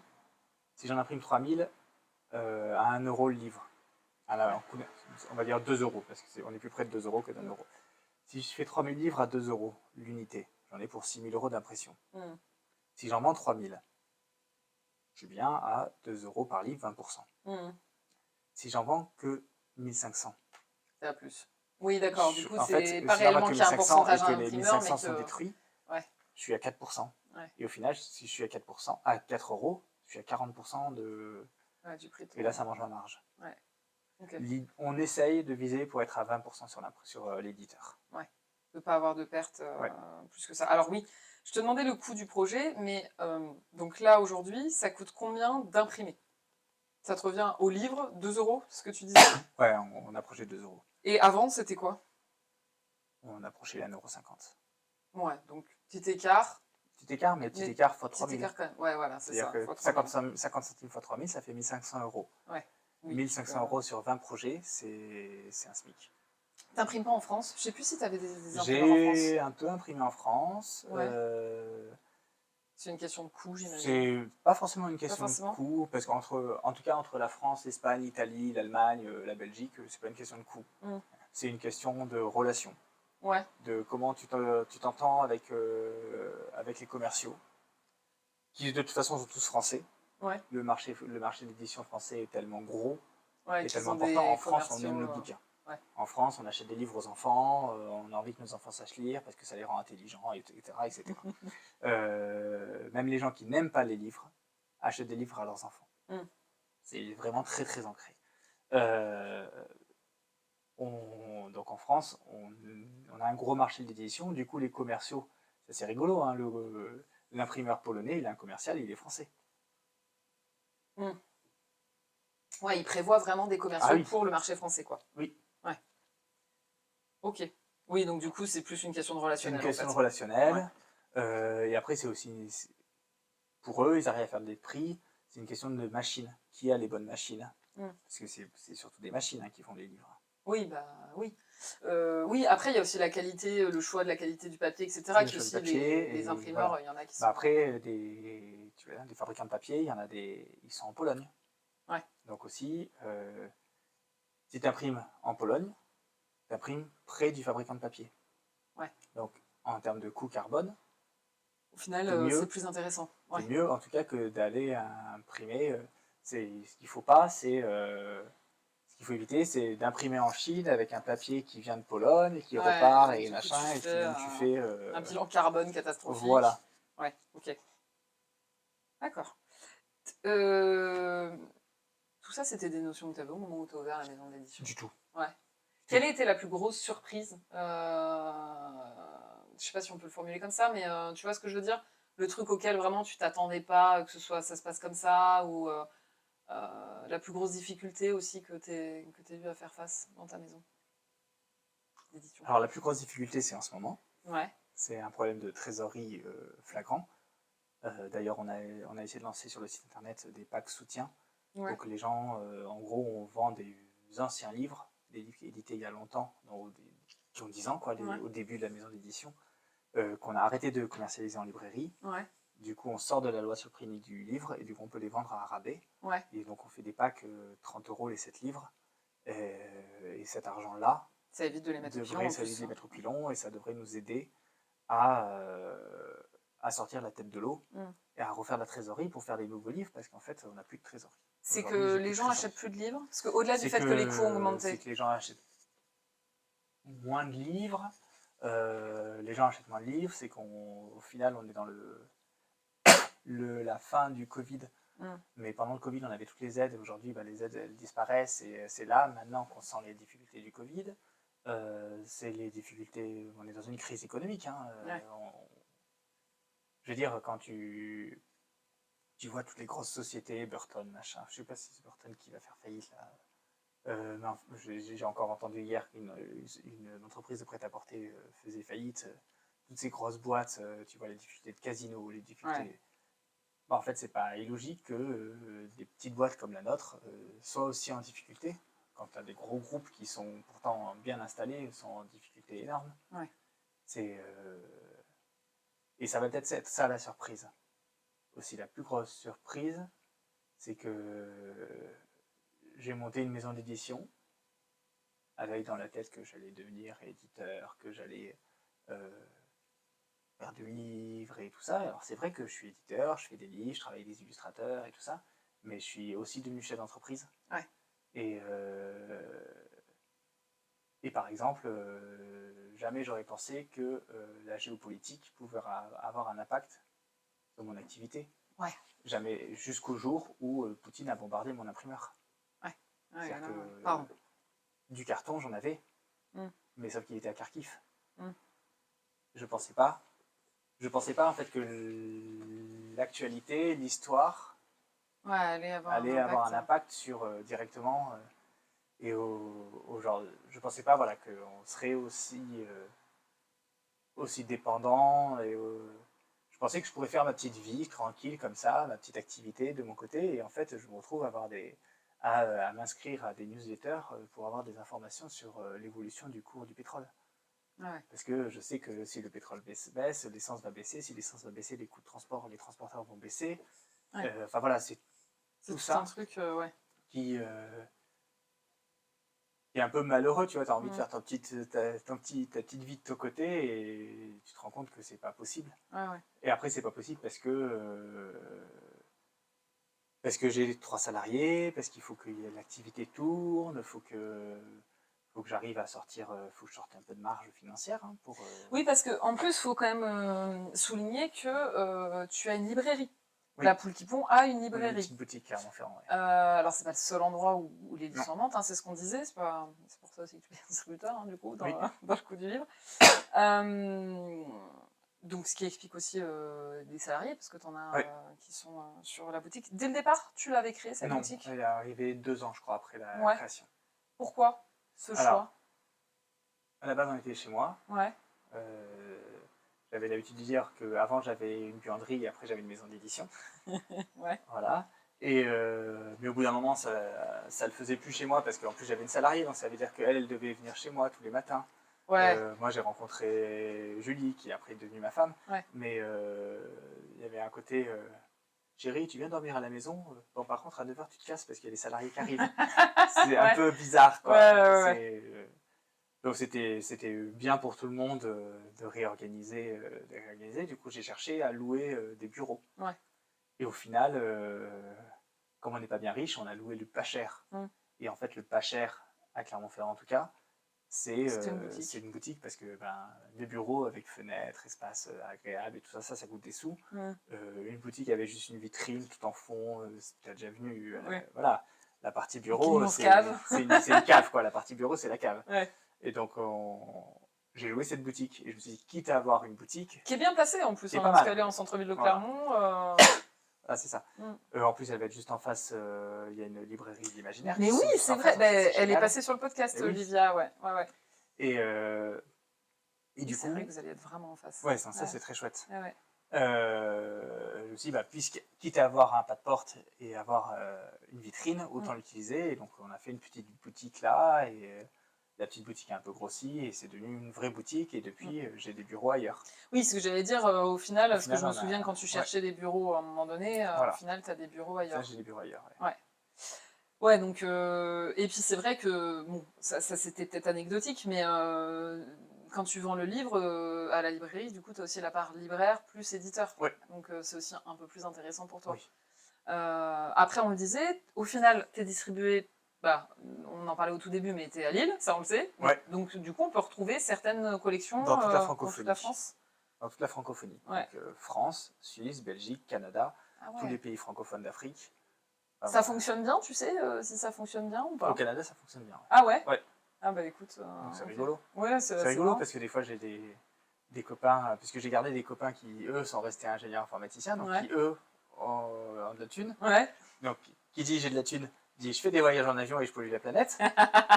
Bouh. Voilà. C'est facile, maintenant d'être parti du doigt, c'est plus facile d'être bas carbone quand t'es pauvre. Ouais, c'est ça. Ah, c'est clair. C'est clair. Et du coup, il m'envoie j'aime bien, parce que des fois, il m'envoie des MMS, des petites images WhatsApp. C'est une photo de mes bouquins dans une librairie à Montréal, ou les bouquins dans la bibliothèque à Québec. Et ça, c'est chouette, c'est rigolo. C'est très rigolo. Ça doit être une petite fierté aussi, un peu de voir ça. Parce que ça, c'est pareil, c'est le distributeur qui gère cette partie-là. Ça, c'est le distributeur qui gère cette partie-là. Donc, sur l'aspect maison d'édition, on a abordé pas mal de choses. D'ailleurs, si vous avez d'autres questions à lui poser, n'hésitez pas. Moi, j'en aurai peut-être qui vont me venir au fur et à mesure. Mais tu as développé plein de choses, en fait. La Poule qui Pond, c'est pas qu'une maison d'édition. T'as tenté plein de choses. Alors, j'ai en tête Albert, mais qui aujourd'hui ne fait plus partie. Mais ça reste que c'est né de La Poule qui Pond. En fait, tu as monté plein de projets, et notamment un peu autour de l'éducation aux médias, quelque part. Raconte-nous un peu comment ça s'est fait. Alors, même si aujourd'hui Albert ne fait plus partie de La Poule qui Pond, ça reste que c'était quand même intimement lié. Je disais que c'était un métier humain. L'éducation aux médias, c'est venu de la rencontre. Albert, donc, qui est un journal d'actualité pour enfants, c'est venu de la rencontre avec Julie. Oui, donc ta compagne. Voilà, de dire, bah tiens, viens... Qui est journaliste, du coup, voilà, effectivement. Moi, je suis éditeur, on travaille sur l'illustration, elle est journaliste. On va faire un journal entièrement illustré qui va décrypter l'actualité pour les enfants. Ouais. Hop. On rencontre Martin Pierre, Éduc Média Info, qui lui travaille dans l'éducation média. Je le rencontre à Radio Campus. Et lui est spécialisé éducation média. Et on se dit, bah tiens, moi je suis éditeur, j'ai mon réseau d'imprimeurs, qui fait que je peux faire du jeu de société. Lui, il a des idées de jeux de société pour l'éducation média. Hop, on fait un dossier à la DRAC. Hop, on a des sous. Hop, on fait un jeu. Oui, d'ailleurs. Et je l'aurais jamais fait si j'avais jamais rencontré Martin. Attends. Donc, il est là. Voilà. J'ai participé au crowdfunding, 36 heures à la rédac. Je dois avouer que je ne l'ai pas testé parce que c'est un jeu pour enfants. Il est encore emballé. Ben oui, parce que du coup, je voulais l'offrir à un enfant pour qu'il découvre. Je trouvais ça quand même plus sympa. Mais j'ai pas encore d'enfant à cet âge-là dans mon entourage. Alors du coup, je le garde tout joli, tout beau. Et je me dis un jour, ce sera l'occasion de le ressortir. Mais ça, tu as peut-être reconnu aussi. Oui. Parce que je l'ai eu, voilà, donc Trust Me, I'm a Journalist, je l'ai eu aussi pour me remercier de ma participation à ce crowdfunding. Mais en fait, je trouvais l'idée absolument géniale et j'ai vraiment envie de le tester. Mais du coup, j'ai envie de le tester avec un enfant, quoi, tu vois, découvrir le truc avec lui. Parce que moi, toute seule, c'est peut-être pas le plus rigolo, tu vois. Mais du coup, voilà, je garde tout beau, tout propre dans un coin en attendant de pouvoir le tester avec un enfant. On va avoir le temps d'en sortir d'autres. Ouais, c'est ça. Bah oui, écoute, je ferai la collection voilà, et puis à un moment donné, je ferai un heureux quelque part en disant tiens, regarde. Mais du coup, ouais, c'est venu finalement de cette rencontre avec Julie aussi, au départ, de dire allez, on fait aussi des choses sur le côté journalisme, toujours en direction de la jeunesse. Toujours, voilà. La ligne directrice, c'est que c'est de l'illustration et en direction de la jeunesse. Ouais.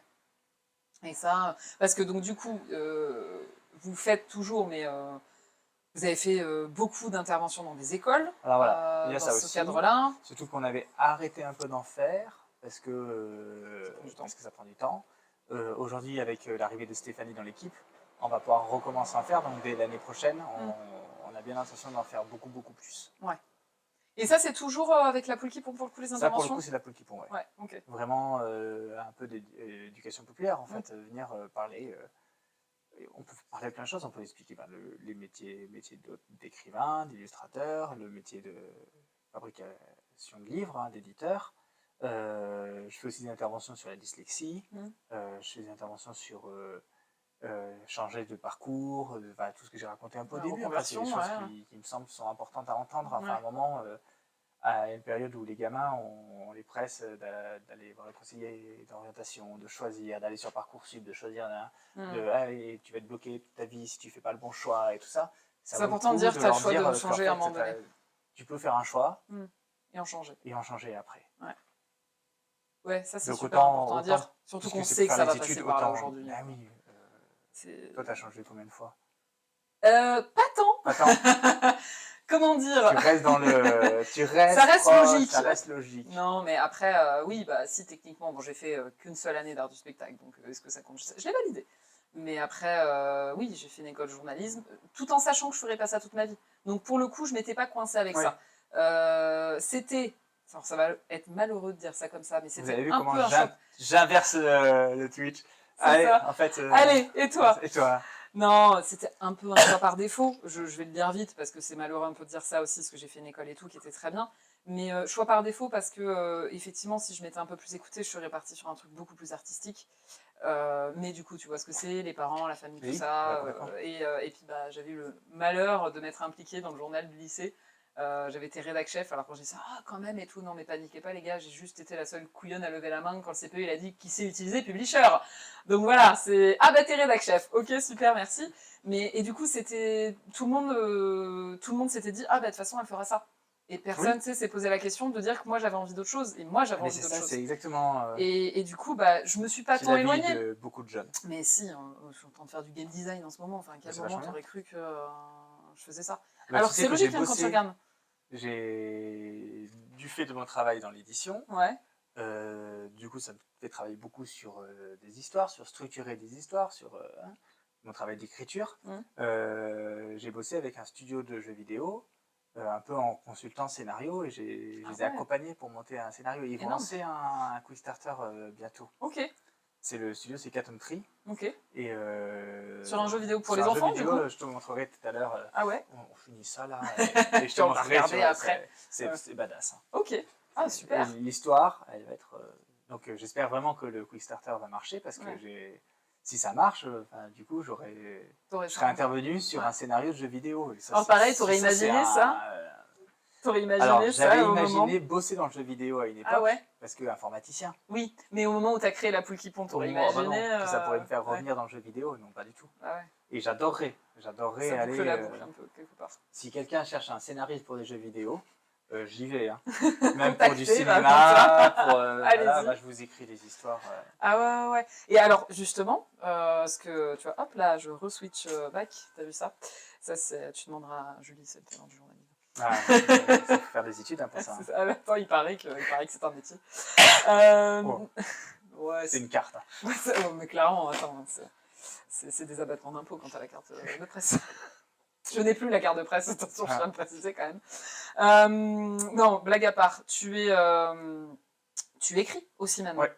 Alors, je reviens dessus parce que quand même un des premiers trucs que tu as dû sur le stream, c'est moi, tout ce qui était écriture, livre ou quoi, je ne voulais pas en entendre parler. Comment tu t'es mis à écrire? Et parce que j'aime les histoires. Et ben voilà. Et j'aime les histoires, donc j'aime en inventer. Je fais partie de ces gens-là qui se racontent une histoire dans leur tête le soir avant de se coucher. Et voilà. Et en fait, j'arrêtais maintenant j'ai ma petite. Oui, ah bah oui, du coup tu lui inventes des histoires. Du coup, elle me demande de lui inventer des histoires. Je lui invente des histoires. Mais après, je prends mon carnet, je fais mais ça c'est une bonne idée, tout ça. Ah ouais, mais trop bien. Ça m'oblige, en fait, ça m'oblige. C'est comme le sport, hein. Plus tu t'entraînes, plus tu as des idées. Bah ouais, c'est vrai. Et il faut vraiment que je trouve du temps. Si quelqu'un a du temps à donner, je suis preneur. Hein. Si quelqu'un sait comment mettre 8 ou 9 jours dans une semaine, je suis preneur. Je suis preneuse aussi, hein. Voilà, allez-y, donnez-nous les... Deviens insomniaque. Voilà, et encore, c'est le faux bon plan. J'aime trop dormir. Moi, je suis insomniaque, mais je te garantis que c'est pas le mec, il aime trop dormir, il fait 2 enfants, il n'a rien compris. Mauvais plan. Alors là, vraiment... Voilà, mais... ça nourrit, quoi. J'aime inventer des histoires, et à un moment, tu as envie de les partager. Bah oui. Tu as envie de partager ces histoires. Pour raconter des histoires, tu peux faire des longs métrages. Absolument inaccessibles. C'est... À un moment... disons que tu peux le tenter, mais je suis en train de te dire, je vais aller marcher sur la Lune, quoi. Non, mais faire un téléfilm, inaccessible non plus. Faire un court-métrage, on est à un truc, mais ça reste compliqué. Bah oui, parce que ça implique plein d'autres choses, en fait. Faut emmener plein de monde avec toi, machin. Du théâtre. C'est pareil. C'est pareil. En fait, c'est éphémère. Oui, et puis c'est pareil, il faut réunir des gens autour de toi pour faire tout ça. Voilà. Le plus simple, le plus basique, le plus ancestral, depuis toujours, c'est d'écrire. Et en plus, ça tombe bien, tu connais un éditeur. Et ça tombe bien, je connais un éditeur. Donc forcément, ça aide. Voilà. Mais j'ai signé avec Milan. Milan, l'éditeur. Oui. Voilà, Ok. pour une de tes histoires, c'est cool ça. Donc ça, c'est cool. Et c'était une envie justement de sortir toi de ta maison? Un besoin. Ouais. Un besoin de légitimité, pour le coup. Alors ça, il faut que je rebondisse dessus, parce que la légitimité, c'est un truc qu'on n'a pas arrêté d'en parler dans cette émission. Donc même quand on a une maison d'édition, même quand on a 20 bouquins qu'on édite par an, on a besoin de légitimité en tant qu'auteur. Bah oui, parce que tu te dis, bah oui, mais c'est moi qui m'auto-juge, donc en fait ça marche pas. Alors même si des bouquins, ils ont été achetés par des éditeurs étrangers, j'ai des bouquins que j'ai écrits dans la maison d'édition qui sont traduits en Chine. Ouais, mais c'est peut-être pas pareil. Voilà, mais c'est pas pareil. Et puis, du coup, félicitations d'avoir c'est très cool. avec Milan. Bah oui, tu donc, mais là, il faut que je réécrive d'autres histoires. Parce que... Et c'est quoi alors l'histoire là Donc c'est l'histoire d'une fourmi bête et méchante. Là, c'est Werber qui va se... Il a des soucis à se faire. C'est une fourmi bête et méchante. C'est une histoire que j'ai écrite pendant les élections présidentielles. Ah ouais. Et c'est une fourmi bête et méchante qui décide de fermer les frontières d'accès aux cerisiers à tous les autres animaux. Toute ressemblance est absolument pas fortuite. Absolument pas fortuite. Voilà. Ok. D'accord. Et du coup, c'est cool. Et donc, effectivement, ça te permet aussi quelque part... Et puis bon, je sais plus qui me disait la dernière fois, il ne faut jamais mettre tous les œufs dans le même panier. Il ne faut jamais mettre tous les œufs dans le même panier. Et mine de rien, je ne peux pas non plus éditer des histoires de moi dans ma maison d'édition. Puis c'est pas... c'est pas que j'ai écrit l'histoire n'est pas une qualité suffisante pour être édité chez moi. Oui. Voilà, il faut que quand j'édite une histoire chez moi, si c'est moi qui l'ai écrit, je vais être presque plus sévère ouais. et demander en tout cas à mon équipe d'être plus sévère que si c'est quelqu'un d'autre parce que oui, mais c'est bien déjà. Il y a évidemment un favoritisme. On ne peut pas faire semblant. Il y a évidemment. Il faudrait que tu tentes à la donner à ton équipe sous un pseudo. Comme ça, tu vois la réaction. C'est vrai? J'ai déjà fait, ouais. Et alors, ils ont réagi comment? Bah, ils ont pris le texte. Ah bah écoute. Yes. Voilà, je suis évidemment pistonné. Ouais. Ouais. Mais j'essaie de l'être le moins possible. Ouais. Oui, mais c'est bien. Enfin, tout le monde ne prendrait peut-être pas la peine de se mettre des difficultés sur ça, tu vois. En soi, ça sert à rien parce que au final, le texte, on va le prendre. Mais c'est pour moi. J'ai envie de savoir si on prend le texte. Parce que c'est toi. Parce que c'est moi ou si on prend le texte parce qu'il est plaît. Ouais. Et au final, on prend le texte pour les deux, on va dire. On prend jamais le texte que parce qu'il plaît. On prend le texte, c'est bien un peu parce que c'est moi. Des fois, c'est aussi parce que ça coûte moins cher. Parce que moi, je suis pas cher avec ma maison d'édition. Moi, je touche pas 5%. Ah ouais, tu te prends moins du coup. Ça m'arrive de prendre moins. Et puis là, par exemple, on n'a plus d'argent, c'est compliqué. D'où les plaques soutien et machin. Du coup, en ce moment, moi, ça fait 2 ans qu'on m'a pas payé le droit d'auteur. Ouais, mais du coup, c'est toi. Voilà, moi, je suis l'auteur sympa, tu vois. L'auteur qui comprend qui fait chier le patron et le moi, patron je vais pas venir dire à mon éditeur que c'est un con. Ouais. Tu peux le dire, mais du coup, tu te le dis dans le miroir. Mais voilà. Oui, ça arrive. Hein. Ouais. Parce que quand je me pète l'orteil, sur une table, je dis putain, quel con cet éditeur. Ah oui, parce que c'est la faute de l'éditeur, évidemment. Bah oui. C'est tout le temps la faute de l'éditeur. C'est pratique, ça, quand même. Voilà. Ok. Ouais, mais non, mais je trouve que c'est tout à ton honneur aussi de ne pas se reposer sur ces lauriers-là et de se dire, non, parce qu'en fait, il y a le Valentin éditeur et puis il y a aussi Valentin auteur, et le Valentin auteur, il a besoin de sentir qu'il est reconnu pour ce qu'il fait, quoi, quelque part. Et puis, de toute façon, tout ce que j'écris ne peut pas être édité à la Poule qui pond. Ouais, c'est pas toujours forcément le même public. C'est pas forcément le même public, c'est pas forcément les mêmes thèmes, c'est pas forcément la bonne place pour le texte. T'écris des romans? J'ai essayé. T'as essayé? T'as pas fini encore? Non, j'ai pas fini. J'ai écrit du théâtre. J'essaie de te ramoter sur mes ateliers d'écriture. Ouais, j'ai écrit du théâtre, mais... Ah oui. Oui, ce qui est encore différent, effectivement. Mais ce serait bien d'écrire du roman, j'aimerais bien. J'ai plein d'histoires. On fait une journée écriture ce samedi sur le syndrome de l'imposteur. Oui, mais les samedis, moi j'ai des enfants. Oui, bah écoute, je sais pas, tu les donnes. Moi, il me faut des activités en heure ouvrée, pendant que les enfants sont à l'école ou à la crèche. Ou plus tard. Tu vas me tuer en plus si j'ai file à ta femme et puis tu... Non, je veux dire à ta femme de venir à mes ateliers puis elle va te filer comme ça. C'est ça. Tu vois, c'est bien. On va faire comme ça.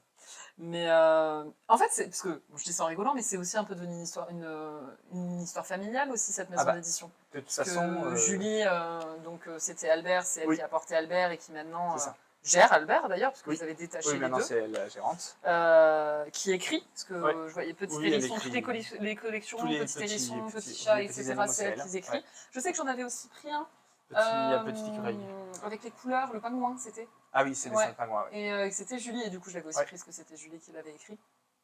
Mais et puis en plus tu disais les histoires qui viennent quand tu racontes à ta fille, ça joue aussi. Oui. Donc c'est un peu, c'est ça. De toute façon, mais ça c'est vrai pour tous les entrepreneurs. C'est une histoire de famille. Oui. Enfin, tu peux pas, t'embarques forcément ta famille avec, de gré ou de force. Pour le pire ou pour le meilleur, en ce moment on est plutôt sur le pire, mais... Mais en tout cas, le fait est que tu multiplies les idées. Donc là, tu parlais des box de livres. Les packs soutien. Les packs soutien. Voilà, pour acheter des livres. Et les box livres, du coup, je vais venir. Et on a aussi l'abonnement, ce qu'on appelle la bibliothèque des tout-petits. Ouais. On s'est dit, tiens, on fait des livres d'éveil dès la naissance. Ouais. Et on trouverait ça rigolo que les gens puissent abonner un nouveau-né. Pour qu'ils reçoivent, si c'est 6 mois, 6 livres, des livres comme ça, là, ceux-là, là.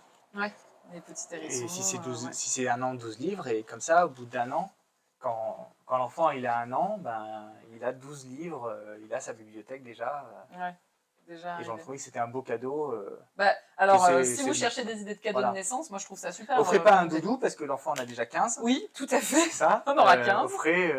Offrez des livres. Et offrez des livres, et en plus, les livres qui arrivent 1 livre par mois. Oui, donc en plus c'est régulier. Donc soit si vous voulez offrir ça en cadeau de naissance, soit si vous êtes en train d'établir une liste de naissance, mettez-le dedans. Oui. Voilà. Parce que, oui, voilà. tant qu'à faire, c'est vrai que... Il y a d'autres choses comme ça, d'autres idées que tu aimerais mettre en place, d'éléments... Parce qu'on a abordé le jeu, tu as les livres, ok, donc ça c'est ta base. Tu as fait du jeu, donc, parce que là on parlait du jeu 36 heures à la rédac, mais en fait on a fait d'autres aussi. Un jeu de rébus. Ouais. Après, le court-métrage. J'aimerais beaucoup faire du court-métrage, de la série animée. Mais en fait, ça, il faudrait... J'essaye, l'idée, ça serait d'arriver à vendre, par exemple, les bidules chouettes en droit audiovisuel. J'aimerais bien... Là, je viens d'écrire un livre de théâtre. J'aimerais bien retravailler un peu la mise en scène. Ça, c'est des désirs personnels. Mais ouais, retrouver, en fait, ce côté... J'aimerais que la boutique à Clermont-Ferrand se développe pour qu'on puisse développer un peu plus librairie, plus galerie d'art. Oui, parce que c'est ça, à la boutique, tu as aussi des cartes postales, donc tu disais que dès le départ, c'était aussi une volonté de travailler avec des illustrateurs, des illustratrices. Tu le montres aussi par des affiches, des cartes postales. Et du coup, j'imagine que c'est des personnes qui travaillent sur tes livres ou pas forcément? Si, c'est des gens qui travaillent sur les livres et du coup tu prends des... c'est pas une obligation. Enfin, ça pourrait ne pas l'être. Mais c'est trop petit. Faudrait que ce soit plus grand, faudrait que... T'as des accords, non, avec certaines librairies en ville, là, où tu peux aussi... où t'as certains de tes livres, non? Il me semblait, à un moment donné. J'ai des accords... il y a mes livres dans les librairies de Clermont-Ferrand, oui. Ouais. Donc, oui, t'as des accords. J'allais dire oui, non, parce qu'en soi, c'est logique aussi qu'ils les mettent en vente, mais du coup, ça te permet d'avoir une présence un peu plus au-delà de la boutique. Tu fais pas mal de salons aussi, puisque c'est passage obligé. Enfin, on le parlait pour les auteurs, mais... Oui, puis c'est sympa, c'est l'occasion d'aller voir le lecteur. Les lecteurs, c'est l'occasion de rencontrer. Tu sens que... donc, t'en fais depuis le début, des salons, dédicaces, tout ça. Tu sens que c'est important dans la vie d'une maison d'édition d'être présent sur ces endroits-là? Ouais, c'est important. C'est important parce que ça te fait connaître. Ouais, ça coûte beaucoup parce que ça coûte en énergie, en temps, ça coûte les week-ends. C'est compliqué parce que c'est le week-end. C'est ça. Est-ce que c'est rentable pour toi? Est-ce que tu te rentabilises quand tu fais des salons? Ça dépend des salons. Ça dépend des salons. Il y en a qui sont très rentables, il y en a qui le sont moins, et c'est un peu... c'est le loto. On sait pas trop, on sait jamais trop. Il y en a, j'imagine que tu sais normalement à l'avance, à force de les faire. À force, avec l'expérience, tu finis par savoir. Il y en a que tu t'arrêtes de faire parce qu'ils sont pas rentables, parce qu'ils sont... Il faut qu'ils soient ni rentables ni sympas. S'ils sont pas rentables mais sympas, ça vaut le coup quand même de le faire parce que le but des salons aussi, c'est de se remotiver. Il faut se remotiver. Moi, j'ai pas toujours envie de me lever le matin pour aller travailler. Alors, des matins, je me mets des coups de pied au cul. Et après, je pars en salon, je rencontre les lecteurs, je passe des bons moments, je parle de littérature comme je fais là avec toi. Ça redonne envie. Bah oui, discuter avec toi, parler de pourquoi je fais ce métier, de qu'est-ce qu'il y a derrière. Bah surtout si la maison a des difficultés en ce moment. Voilà, ça donne envie. Là, oui, voilà, parce que ce matin, je disais à Julie, ma femme, j'ai envie de tout laisser péter. Et... J'allais te demander si tu crois encore en la poule qui pond. Tu crois encore en la poule qui pond, ouais, en l'économie, non. Ouais, oui, du coup, c'est compliqué. Quoi. Et du coup, c'est compliqué. Ouais. C'est-à-dire que j'aimerais pouvoir, mais ça n'arrive plus, j'aimerais pouvoir ne pas se poser la question de la trésorerie et pouvoir faire juste se dire, tiens, ce livre, j'ai envie de le faire, je le fais. Et pas ce livre, j'ai envie de le faire, oui, mais non, on ne peut pas le faire parce que si je dépense là l'argent, je ne peux pas le dépenser là. Et... Tu as déjà fait des crowdfunding sur des livres? Ouais. Est-ce que tu y crois, toi, en ce fonctionnement-là? Est-ce que c'est quelque chose Alors, j'y crois beaucoup en lancement d'activité. Ouais. On a fait beaucoup au début, ça a très très bien marché. Au bout de 10 ans, c'est peut-être plus compliqué de mettre ça en place. Je pense que les gens ils ont du mal à voir pourquoi on continue à en faire. Ouais. Et en tout cas, ça ne peut pas être un modèle économique. Non. Non, parce que en final, tu demandes aux gens à qui tu vas vendre le livre de participer à un crowdfunding. Parce que c'est ça, en fait, quelque part. Ou alors, c'est des crowdfunding sous forme de prévente. Tu vois, au final, ma famille, maintenant, ils ont l'habitude d'acheter des livres, ou mes amis, ils vont acheter les livres à la librairie. Oui. Ah bah, moi, je sais que si je dois acheter un livre jeunesse, je vais aller chez toi, je ne vais pas aller ailleurs. Ils se disent, non, mais je vais attendre qu'il sorte pour l'acheter. Ouais. Oui, alors qu'au final, c'est au moment du financement qu'il faut participer. Au final, c'est au moment du financement qu'il faut participer. Bah ouais, c'est ça. Oui, c'est sûr que c'est ça un peu là. Bah, tu vois, moi, c'est bête, j'avais un cadeau de naissance à faire et Julie m'en a parlé après. de la boxe mais parce qu'on s'est pas vu, parce qu'on est des super. adultes qui nous voyons une Voilà, fois par an, c'est ça. hein, voilà, comme tu disais tout à l'heure. Donc, mais si j'avais su, mais du coup j'en ai parlé à la personne à qui j'avais fait un autre cadeau, alors qui était quand même autour du livre, hein, c'était un livre audio, ils avaient mis ça dans la liste de naissance, enfin pas un livre audio, mais tu sais, les boîtes, alors c'est pas les Luni là, où tu racontes l'histoire, c'est un autre truc, faudrait que je ressorte le nom, mais c'est un peu le même principe, donc du coup j'ai quand même fait quelque chose autour du livre. Mais quand j'ai su après, je me dis, c'est bête, pour le coup, j'aurais aimé faire ça, à la fois en soutien, mais aussi parce que je trouve que l'idée est top. Donc, je lui en ai parlé. Du coup, je lui ai dit, tire à voir et tout. Ça, je me suis dit, bon, on sait jamais, c'était pas perdu quand même, au cas où. Mais je trouve l'idée très sympa parce que après tout, nous, on a nos box beauté, nos box vin, nos box fromage. Et pourquoi pas les box livres pour les plus jeunes, quoi, finalement. Mais alors, je reviens parce qu'on digresse, on n'arrête pas de digresser. C'est un peu le principe de cette émission maintenant. Je reviens sur les salons, etc. Quel est le plus gros salon, le plus reconnu, en tout cas dans le milieu, on va dire, que tu as fait? C'est le PJ, le gros salon de Montreuil. De Montreuil, ouais, je me doutais que tu allais dire ça. Pour ceux qui ne connaissent pas, le salon de Montreuil, c'est le plus gros salon de jeunesse. C'est le Cannes de la littérature jeunesse. Ouais, c'est bien dit. Est-ce que c'est... Non, il n'y a pas plus gros. Parce que je sais que le salon du livre de Paris, ça commence à beaucoup taper dessus, parce que... On n'y va pas. Oui, ça... Voilà, on n'y va pas, c'est trop cher. Mais Montreuil, ils sont pas partis dans les mêmes dérivés. Non, Montreuil, c'est très bien. Travers, ouais. J'avais été une fois quand je cherchais à changer d'éditeur déjà pour le tome 2 et pour démarcher un peu les gens, mais bon, à l'époque, j'étais jeune, naïve, j'avais pas un super dossier, enfin, j'y étais vraiment à la wall again, en mode hey, ça vous dit. Mais je l'ai trouvé très sympa. Effectivement, le salon donne envie et je pense que pour ceux. L'avantage en plus, j'imagine pour vous, c'est vraiment de faire les salons étiquetés jeunesse, parce que c'est le plus intéressant. T'as quoi d'autre en nom qui t'a Montreuil? Il y a un peu des noms connus, vous savez le Quai des Brumes. Ce qu'on aime bien, on aime le Quai des Bulles à Saint-Malo, le gros salon de BD de l'image. Puis là, c'est parce que c'est Saint-Malo aussi. Hein. On va pas se mentir, c'est toujours sympa d'aller faire le week-end à Saint-Malo. C'est ça. Après, j'ai la foire du livre de Brive. Ah oui, voilà, grosse foire aussi, vous y êtes? Ouais, on y est, ouais. Ah, tu vois, je savais pas. Ouais. Voilà. Et après, il y a des petits salons. Est-ce que, au moins, tu as le sentiment que, en 10 ans, La Poule qui pond, aujourd'hui, c'est une maison d'édition qui est reconnue sur la scène nationale? Ouais. Tu as des gens qui viennent te chercher, des fois, pour des salons, des trucs? Oui. Ah oui.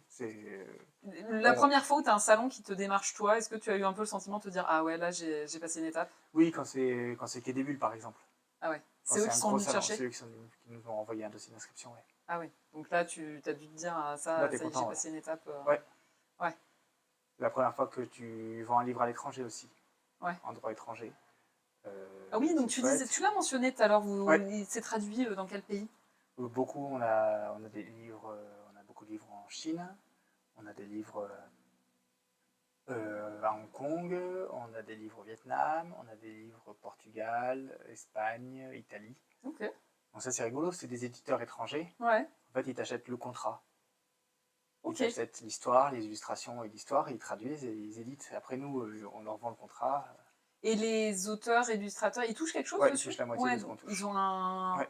Ah oui, non, ils touchent plus de droits de vente, par contre, ils touchent au moment du rachat du livre. Du rachat du livre, ils touchent. D'accord. Ah, c'est marrant, tu vois, je pensais pas que ça...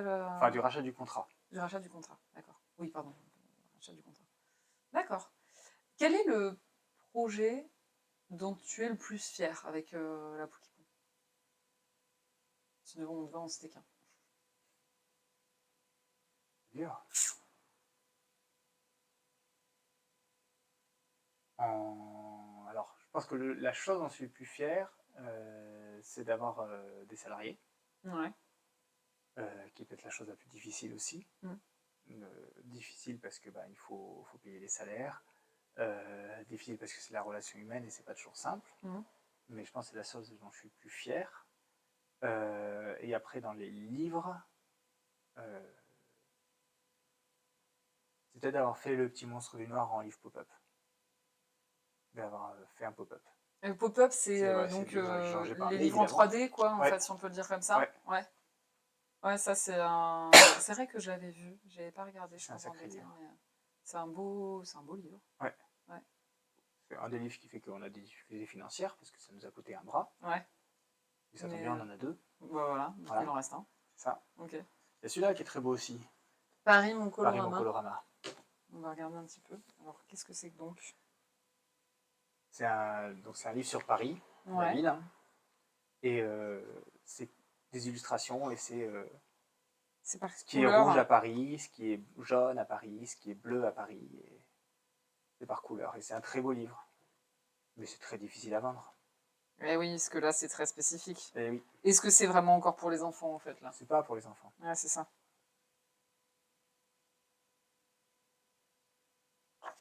C'est vrai que c'est effectivement, oui, tu as les pages, c'est vraiment par couleur. Ouais. Et le projet pour lequel tu aurais le plus de regrets, je sais pas, quelque chose auquel tu as cru puis ça n'a pas marché, ou que finalement tu t'es pas lancé parce que tu t'es dit... Est-ce qu'il y en a un? Bah là, pour l'instant, c'est le manga. Ouais. Parce que ça a coûté très cher à faire. Et que j'ai mis toute la force financière de la maison d'édition dessus. Et ça fonctionne pas. Et les retours sont pas les retours qualitatifs sur le livre. Ah. Les gens trouvent qu'il est génial, que machin, mais on peine à trouver le public. Alors je suis sûr qu'il y a un besoin. Enfin, en tout cas, c'est ce qui nous est remonté par les orthophonistes, qu'il y a besoin de... Et les mettre en vente justement à travers des orthophonistes, etc. Est-ce que c'est un truc qui s'envisage ou est-ce que je sais même pas si c'est possible? Mais voilà, c'est ça. C'est peut-être sur ça qu'il faut qu'on travaille, c'est sur créer d'autres réseaux aujourd'hui de commercialisation et tout ça. Mais ça, tu vois, on disait des trucs que j'étais surpris dans le métier. Enfin, moi, je voulais être éditeur. Et en fait, je me retrouve à devoir réfléchir à la logistique de commercialisation. Voilà. Ouais. En fait, mine de rien, éditeur, c'est un métier de vendeur. Ouais, et il faut que je trouve des canaux de vente. Et voilà, et je me retrouve à parler de canaux de vente, je me retrouve à parler de rentabilité, de rendement. Ouais, pas des choses que tu aurais pu Je me retrouve à discuter avec Amazon, parce que c'est un incontournable. Ouais, et malgré tout, on a beau dire ce qu'on veut, voilà. On ne peut pas toujours passer à côté, quoi. On ne peut pas toujours passer à côté, et malgré tout, il y a un intérêt. Alors c'est Amazon, il se trouve que c'est Amazon, mais sur la vente en ligne, en tout cas de livres, il y a un intérêt, parce que tout le monde n'habite pas à 5 km d'une librairie. C'est vrai. Oui, puisque j'en ai... Enfin, quand t'entends beaucoup les gens qui disent oui, moi je veux soutenir la librairie du coin, etc. Alors oui, mais il faut pouvoir. Disons que c'est comme tout. Quand tu habites en centre-ville, c'est plus facile de ne pas prendre ta voiture, de manger bio, parce qu'il y a des magasins spécialisés bio, d'acheter en vrac, parce qu'il y a des magasins en vrac, de faire tes courses au marché, parce qu'il y a un marché, et d'aller acheter dans ta petite librairie du quartier, parce que tu as une petite librairie de quartier. Mais quand tu habites ailleurs, tu n'as pas de librairie de quartier, tu n'as pas de magasin bio, ou ton magasin bio, c'est le rayon bio de Carrefour. Donc à un moment donné, tu n'as pas de magasin vrac, tu n'as pas... le magasin de proximité le plus proche et le plus intéressant, c'est la station-service. Ouais, à un moment, il y a une réalité aussi. Tu ne peux pas dire ah bah non, et ça c'est un truc que je trouve qui est important dans ma démarche d'éditeur. Et je connais des éditeurs qui disent ah bah non, mais moi je ne vends pas mes livres en supermarché, je ne vends pas mes livres sur Amazon et je ne vends pas mes livres. Mais en fait, je trouve que c'est, j'allais dire con. Je trouve en tout cas que c'est contre-productif. Parce que le but, c'est quoi? Le but, c'est que les gens lisent. C'est d'aller toucher les gens avec nos histoires. Et autant aller toucher des gens qui ne sont pas convaincus. C'est surtout que si du coup, tu n'y vas pas, et du coup, ça veut dire que tu laisses la place à des livres qui sont peut-être moins qualitatifs, qui sont plus généraux, et que en fait, tu vas nourrir le cerveau des gens avec des trucs qui ne sont pas forcément fous. Si moi, je pense que je fais des bons livres, autant les mettre en avant. Autant les mettre en avant partout où c'est possible. Et que moi, si un jour mes livres se retrouvent en station-service, si un jour mes livres se retrouvent sur une station d'autoroute, je serai pas là genre oh, je suis dégoûté, je suis sur une station d'autoroute, c'est trop nul. Non, je serais content d'avoir amené des livres que je considère de qualité sur les stations d'autoroute. Bah oui, quelque part. À un moment, alors oui, il faut défendre les petites librairies parce que le libraire de quartier, c'est lui qui fait souvent vivre la petite maison d'édition, c'est souvent lui qui permet à des livres confidentiels d'exister. Il y a des très très belles aventures en librairie indépendante, mais il faut travailler avec tout le monde. Et le but, c'est que les gens lisent. Il ne faut pas se tromper de combat. Ouais, bah, le but, à la fin, c'est que les gens lisent. Ouais. Là, c'est de défendre les auteurs aussi. Oui. C'est-à-dire qu'à un moment, si je suis l'éditeur qui refuse de vendre sur Amazon, ben, il coupe une bonne partie des ventes à son auteur. Oui. C'est que c'est plusieurs centaines d'exemplaires Amazon.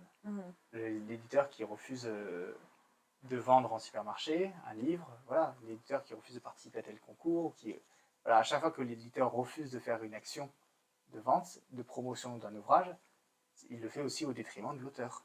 Oui, parce que l'auteur, il aimerait peut-être en vivre aussi. Voilà, c'est ça. Est-ce que tu as des auteurs parmi la maison d'édition qui en vivent? Alors, pas que des livres qu'ils ont chez toi, parce que j'imagine qu'il y en a qui... Ça suffirait pas. Qui oui, ont ailleurs. Ouais, t'en as? Ouais. Donc, ça doit être plutôt satisfaisant aussi de te dire que tu contribues en partie. Ah bah, et puis, il y a des auteurs que je considère comme des auteurs de la maison, à qui je fais attention de prévoir au moins un livre par an avec eux. Ouais. Parce que pour justement participer, dire bah, c'est important que il y ait peut-être 1500, 2000 euros, je vais leur verser tous les ans. Dans leur équilibre financier, ils sont importants. Ouais. Oui, bah oui. Parce que c'est facile d'être à 2000 euros près. Oui. Hein? Ouais, c'est-à-dire qu'effectivement, on va terminer là-dessus, je pense, mais donc on disait tout à l'heure, la Polycom va avoir 10 ans. Ouais. Si tu devais faire un bilan finalement de ces 10 ans, alors je sais, je te demande ça un peu tôt par rapport aux 10 ans, mais quel serait ce bilan?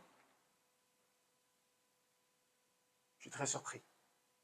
Ah ouais? De quoi? Que c'est tenu? Que c'est tenu, que ça existe, que c'est donné, que c'est allé très vite. Ouais.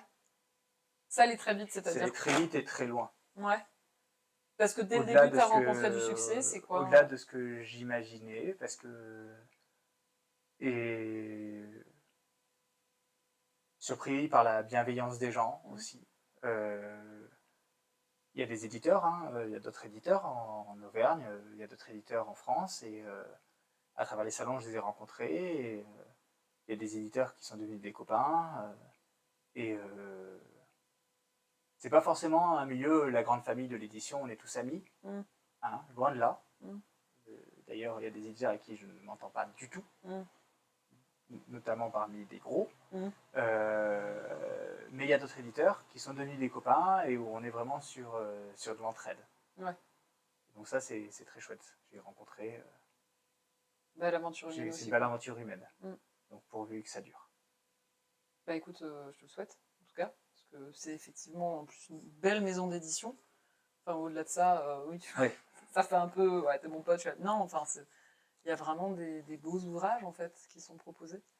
Et ton premier... Je meurs et je reviens. Ça marche, vas-y. C'est bon? Bois du café. J'ai de l'eau aussi. Ah oui, si je viens, je pique de l'eau. Tiens, vas-y. Tiens, regarde, il y a une tasse à utiliser derrière. Enfin, je crois. Je sais pas. On va voir. Surprise. 5 de café, j'y peux rien.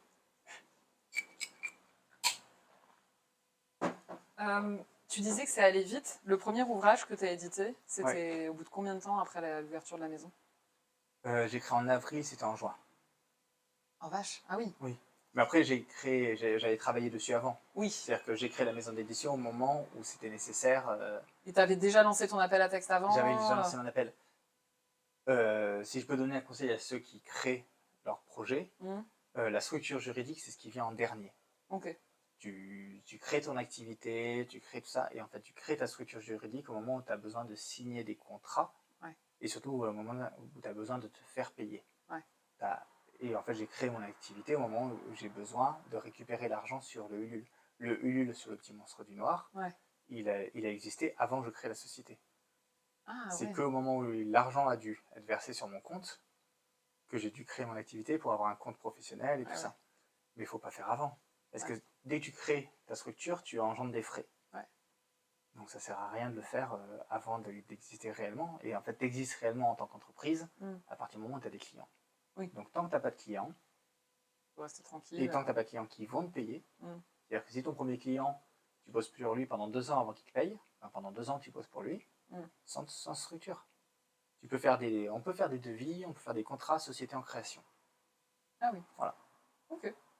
C'était le petit cours construction d'entreprise avec Valentin Maté. Oui, voilà. On a commencé sur le cours magistral, on va terminer sur le cours magistral. Et ben, du coup, tu parlais de conseils. Si tu devais donner un conseil à quelqu'un qui se lance dans le monde de l'édition, ce serait quoi? De poser des questions. Ouais. Et d'aller à la rencontre. Et ça, par exemple, c'est le truc qui m'a surpris, c'est que j'ai envoyé au début, j'ai proposé à des éditeurs de prendre des cafés pour... on dit, moi j'ai envie de monter une maison d'édition, est-ce que vous voulez bien qu'on prenne un café pour en discuter? Ils ont dit oui. Ouais. Il ne faut pas hésiter. Si vous voulez monter une maison d'édition, si vous voulez faire, n'hésitez pas à proposer à la Poule qui Pond. Hein. Envoyez un mail à la Poule qui Pond en disant, Valentin Maté, 06. J'ai envie de prendre un café. Voilà. C'est ça. J'ai envie de prendre un café. Je mettrai 6 mois à vous répondre, mais peut-être qu'on pourra prendre un café. Confirme. Ça fait un moment que tu m'as invité. Oui, j'ai tenté plusieurs fois. Ouais. Tu remarques que dans l'autre sens, c'est plus efficace. Hein. Quand c'est toi qui dis on prend le café, moi je réponds vite. Ah, mais c'est vrai. Mais l'inverse, des fois le lendemain, non, je suis médisante parce qu'il y a des fois où tu m'as répondu sur le coup. Alors, du coup, t'étais jamais dispo. Mais il y a des fois, c'était la semaine d'après. Ah non, je peux pas. Du coup, ça tombe bien. Dès que je trouve le 8e et 9e jour de la semaine, je répondrai. Faut que je travaille sur ma disponibilité. T'as vu, je prends pas mal. Hein. Franchement, je suis pas mieux sur ça. Donc c'est vrai que ce que je dis toujours, c'est pas moi qui vais faire les reproches si je le fais pas moi-même. Si je ne suis pas moi-même irréprochable. Eh bien écoute, voilà, sur une touche tout à fait personnelle, on va terminer cette émission. Je te remercie beaucoup. On aura fini par réussir à trouver une date aussi, parce que ça aussi, c'était quelque chose, pour le coup, t'as toujours de très bonnes raisons. Mais oui, c'est vrai que là, faire un enfant, ça prend du temps. C'est pas faire un enfant qui prend du temps, c'est à la naissance quand même. C'est amener le projet au bout. C'est amener le projet au bout, voilà, on va dire ça comme ça. Donc, on aura pu réussir à le faire. Je te remercie. Évidemment, il y aura une version YouTube et puis version audio podcast qui va sortir. Je partagerai tout ça. Si ça vous intéresse de découvrir, du coup, merci pour le follow, JetGreg. Si ça vous intéresse de découvrir La Poule qui Pond, je vous invite à aller sur leur site internet. Hein, c'est La Poule qui Pond. La Poule qui Pond sur un navigateur de recherche. Voilà, on va faire ça. Attends, on va aller regarder tout de suite. Non, mais c'est www.lapoulequipond.fr. Tout à fait. Donc c'est très simple. Et là, vous avez découvert John le Citron et son groupe de rock Les Bidules. Vous avez toutes les infos qu'il faut si ça vous intéresse. C'est une très belle maison d'édition que vous pouvez découvrir aussi dans pas mal de librairies dans toute la France. Allez chez votre libraire et demandez les livres de La Poule qui Pond. Voilà, normalement, il ne devrait pas trop vous regarder avec... Et s'il n'en a pas, vous lui cassez la gueule. Voilà, allez. Hein, sur ces merveilleux conseils. Voilà, finissons par un appel à la violence. Voilà, c'est quel meilleur moyen de finir un stream sur l'édition jeunesse. Exactement, bienveillance. Donner l'exemple. Hashtag bienveillance. Exactement. C'est pas possible. Je ne te réinviterai plus, Valentin. C'est le but, hein. Comme ça, qu'elle me laisse tranquille. Ouais, non, mais voilà, j'étais assez saoulée pendant plusieurs mois. Tu viens quand? Ben voilà. Voilà, tu savais pas. C'est aussi un peu, je pense. Bon, allez, on va s'arrêter là. Je vous donne rendez-vous vendredi matin pour un stream écriture. Voilà, si tu as envie de te motiver sur tes romans en parallèle, t'as pas besoin de venir physiquement, c'est juste en stream. C'est pratique. Merci encore. Et puis, bonne continuation. Et bien, merci. Et à tout le monde, je vous dis à tout bientôt et à très